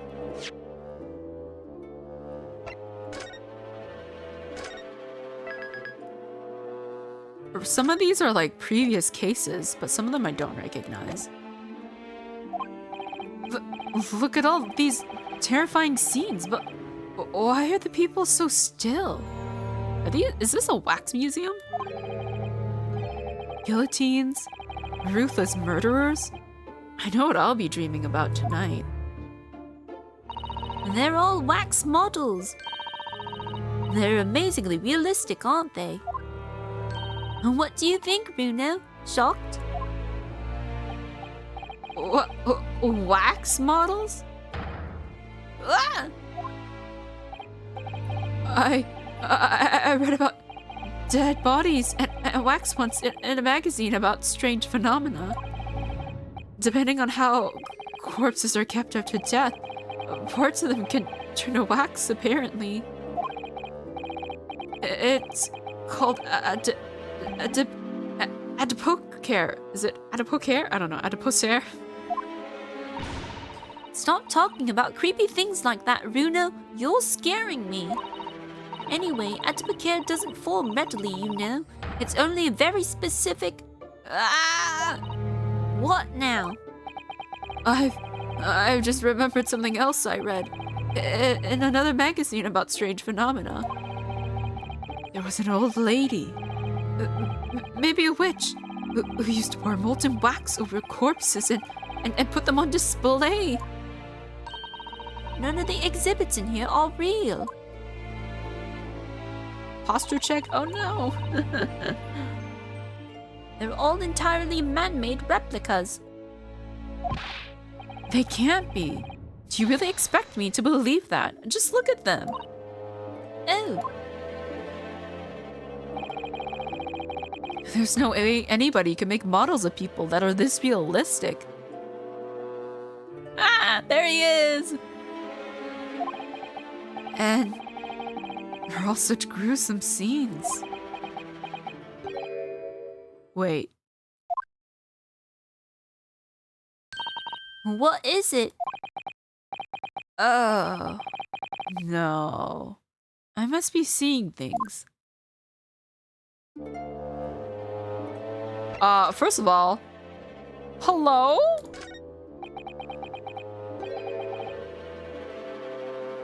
Is this an arm? It looks like an arm, doesn't it? Maybe one of the waxwork models has fallen over. You don't think it'd be the work of one of the mass murderers in here, do you? Runo, stop scaring me! Is it a wax arm or a real one? Come on, you're always pointing that finger of yours in court. Poke that arm now and see how it feels. Objection! I would do it. Okay, what's this thing say? That big heavy curtain is in a very prominent position, isn't it? I have a nasty feeling there's going to be something truly terrifying behind it. Oh yes, that's the famous Tuspel special exhibit. It depicts one of England's most notorious killers. Do you want to pay the extra fee and have a look? Pay more money? To be even more terrified? Oh, let me think about that for a moment. It was only a suggestion. I saw this scene, it's so funny. The hand thing?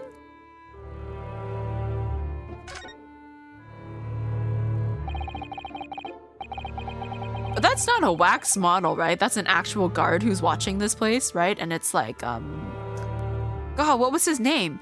I know Pat was the name of the woman, but what was the... God, I don't remember his name. These models are so well made, I can't tell what's a waxwork and what's a real human. Or maybe all the exhibits are real people. And when it's closing time and all the visitors have gone home, they suddenly start moving about. Oh, just thinking about it makes me wish it was closing time already and I was on my way home. No, select Sherlock Sholmes. I'll click on him last. I want to leave him for last. I want to look at this guard. Oh, I guess it's this. Oh. Do I not know? Maybe it's a wax model then. Oops, I didn't mean to. I meant to be. I don't think there's anything else for me to look at on this side. No. Nothing in particular to note. It's a stepladder. Oh, that's a funny place for a little ladder. What is it? Is something wrong? No, it's just that in Japanese we have a totally different word for a ladder that folds in half like that. We do in English too, you know. It's a stepladder, or just steps. So be careful of making assumptions about other cultures, Runo. That's how wars are started. I didn't realize stepladders were an international point of contention, but the writer makes an astute point. Ugh. Is this an example of Western tsujigiri? I don't know what that is. You know, when an unscrupulous samurai randomly attacks a passerby to test his sword. I still don't know, no. But actually, a waxwork samurai would probably be hugely popular. And could you model it, do you think, Bruno? Doing that tsujigiri thing you mentioned? Well, I do have a sword, but I've no intention of testing how sharp it is on a human subject. For now, at least. Alright, last but not least, Sherlock Sholmes. It's the great detective, Mr. Sherlock Sholmes. Mr. Sholmes has his own wax statue in here? Really? Well, he is world famous after all. It's an uncanny resemblance, isn't it? Makes my skin crawl to look at it. I know. But look, Bruno, you can kick this Hurley and he doesn't move a muscle. You can't go around kicking the exhibits, Iris. Wait. Ah! It just moved, I'm sure, and not just a little bit either. Really? Did it? And look closely. There are beads of sweat on the face of this waxwork model.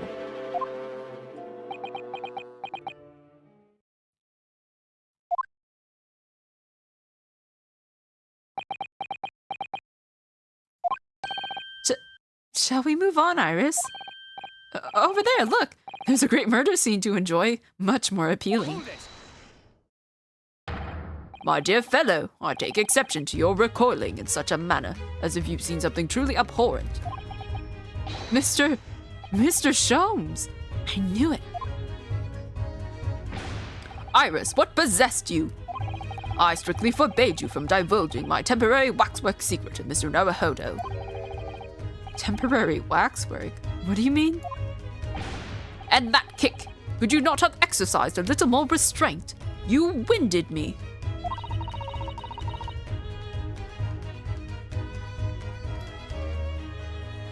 I never heard him say hold it. It did get cut off a little bit. Let's see. When did I last save?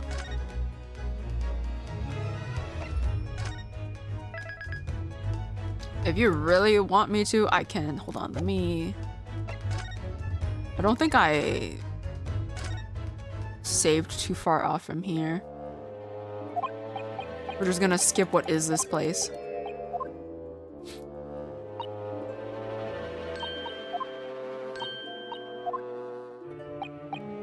If it's really important for you to hear him say hold it.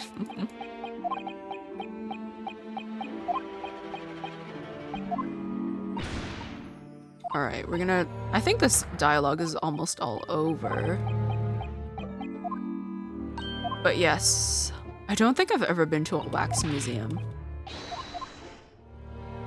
They don't... I don't know, from the pictures I've seen, they don't normally look very good.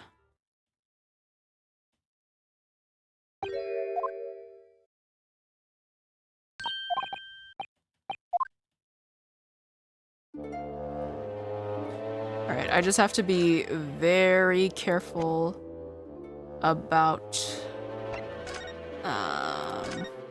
when I click through the dialogue. I don't know if it'll skip the hold it if I accidentally hit spacebar when it's on it.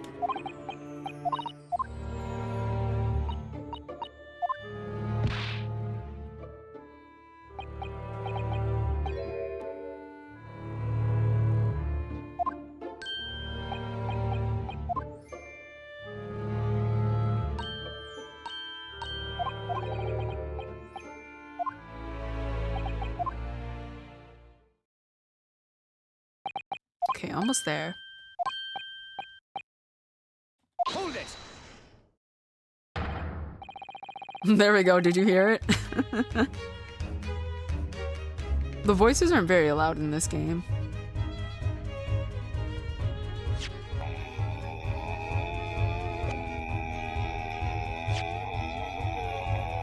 Alright, where is my options? Oh, thank you for the headbats.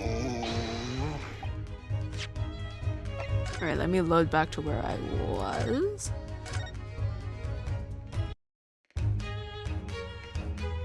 But Bruno has something he needs to ask you. Ah, a question. And I thought you'd probably be getting bored too. So here we are.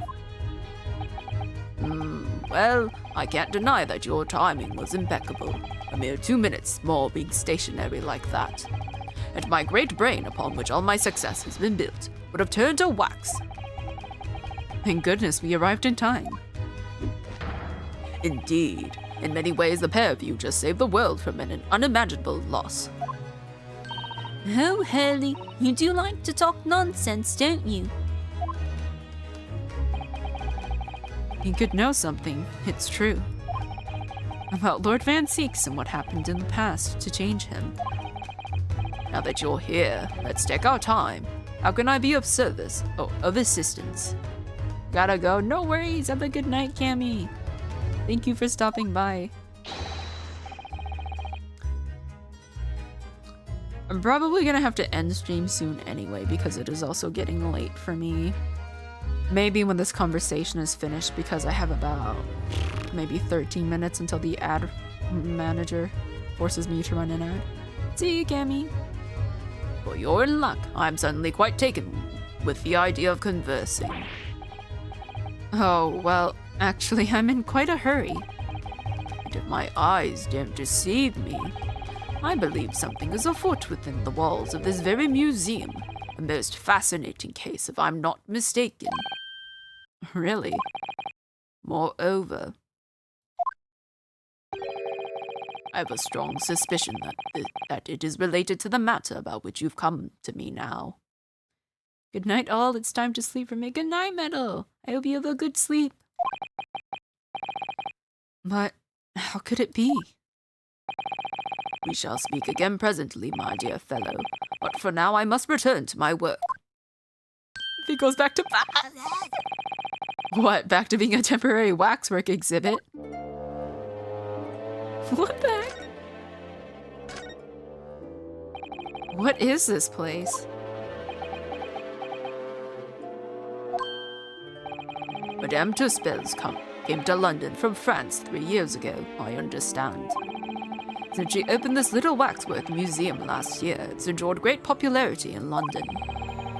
There are museums like this in Japan too, but these displays are something else.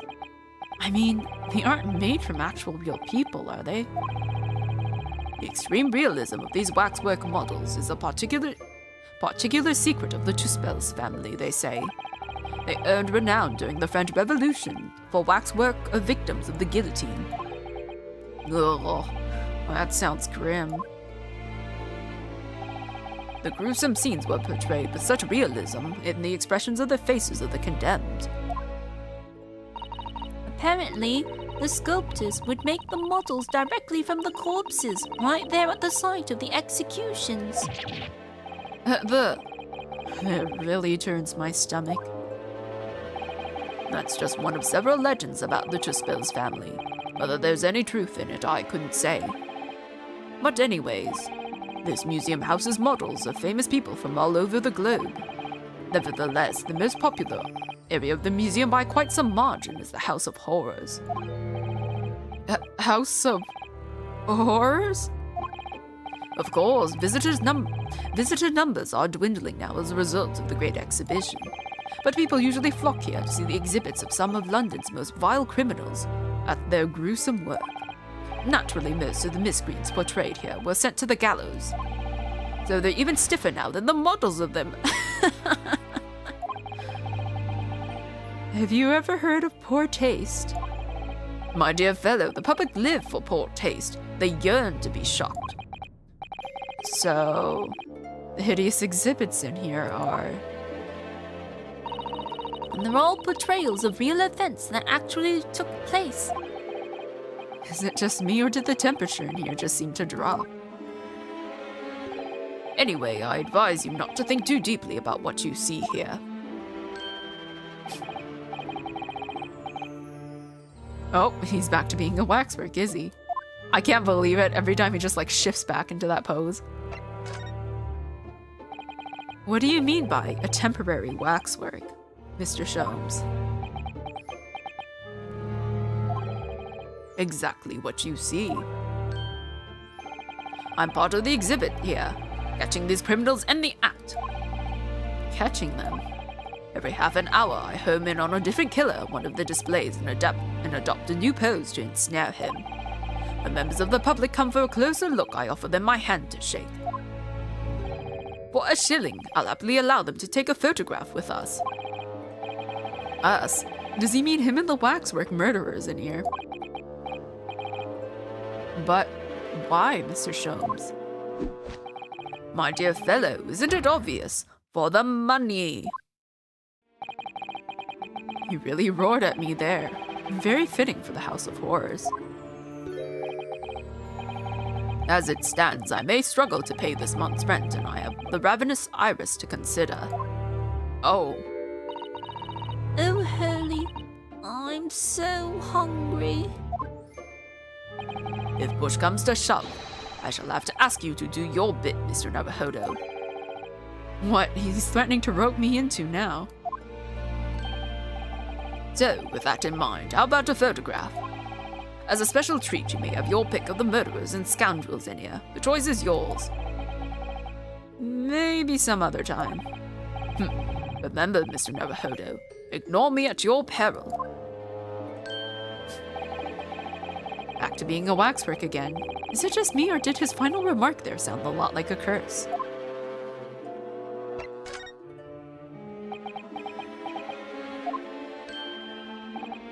Well, what is it you'd like to ask me then? Actually, it's about Lord Van Zeeks. Ah, our friend Mr. Reaper. How did you find him? Well, I trust.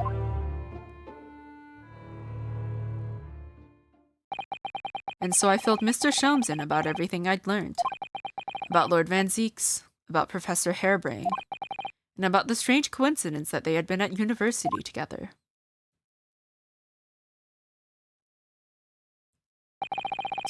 So I'm wondering what it was that happened to make Lord Van Zeek such a different person.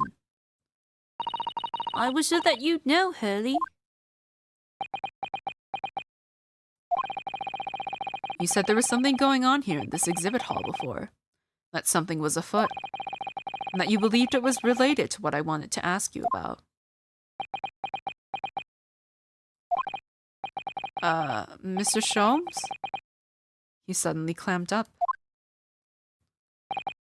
Well, it seems we've reached the unavoidable. Who is this? Greetings. Hello. Where did she appear from? What's she wearing? Could she look any more mysterious? Oh, nom nom nom, thank you, Jumpy. I hope you're appreciating my museum. Sorry, have we... Mr. Sholmes, do you know this? Not again! My apologies. I am Esmeralda Tuspels.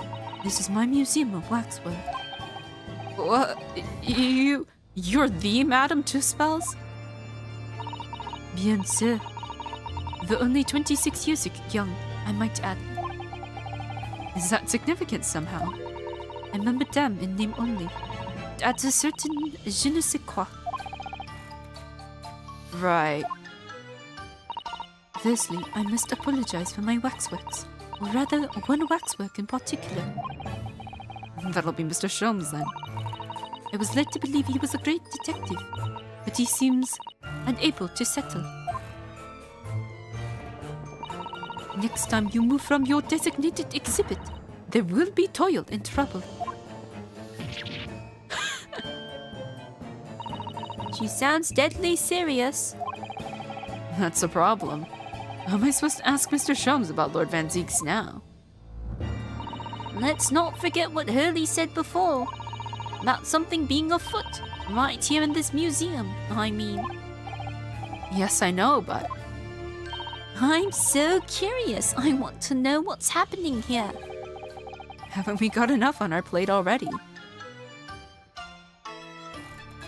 So she is a little bit faint. We're gonna save it here. Because there's about like 5 minutes until the ads are supposed to run, so I want to just stop before then. So we'll save here. It is late. I need to wake up early and do a quiz.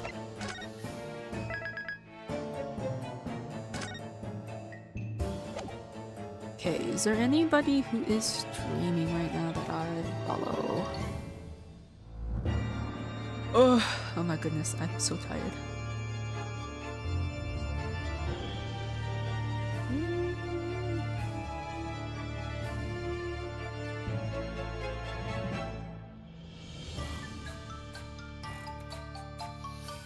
Not anyone that I would usually raid, but there's like... I don't think there's anybody really playing this game either.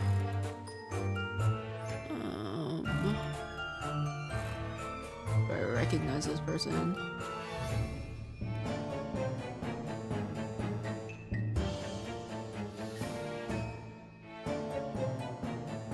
Okay, well there's one other person who is also playing this game, well 2 other people.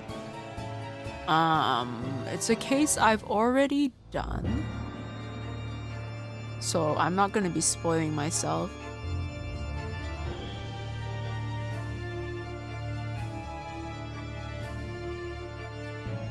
Okay, well I'm gonna try to raid this person. We'll see how it goes. Some people don't allow raids. What is this channel name? Yes, okay. I'm gonna just start the raid. Is it gonna let me? Okay, woo! But yes, thank you everybody who came by tonight.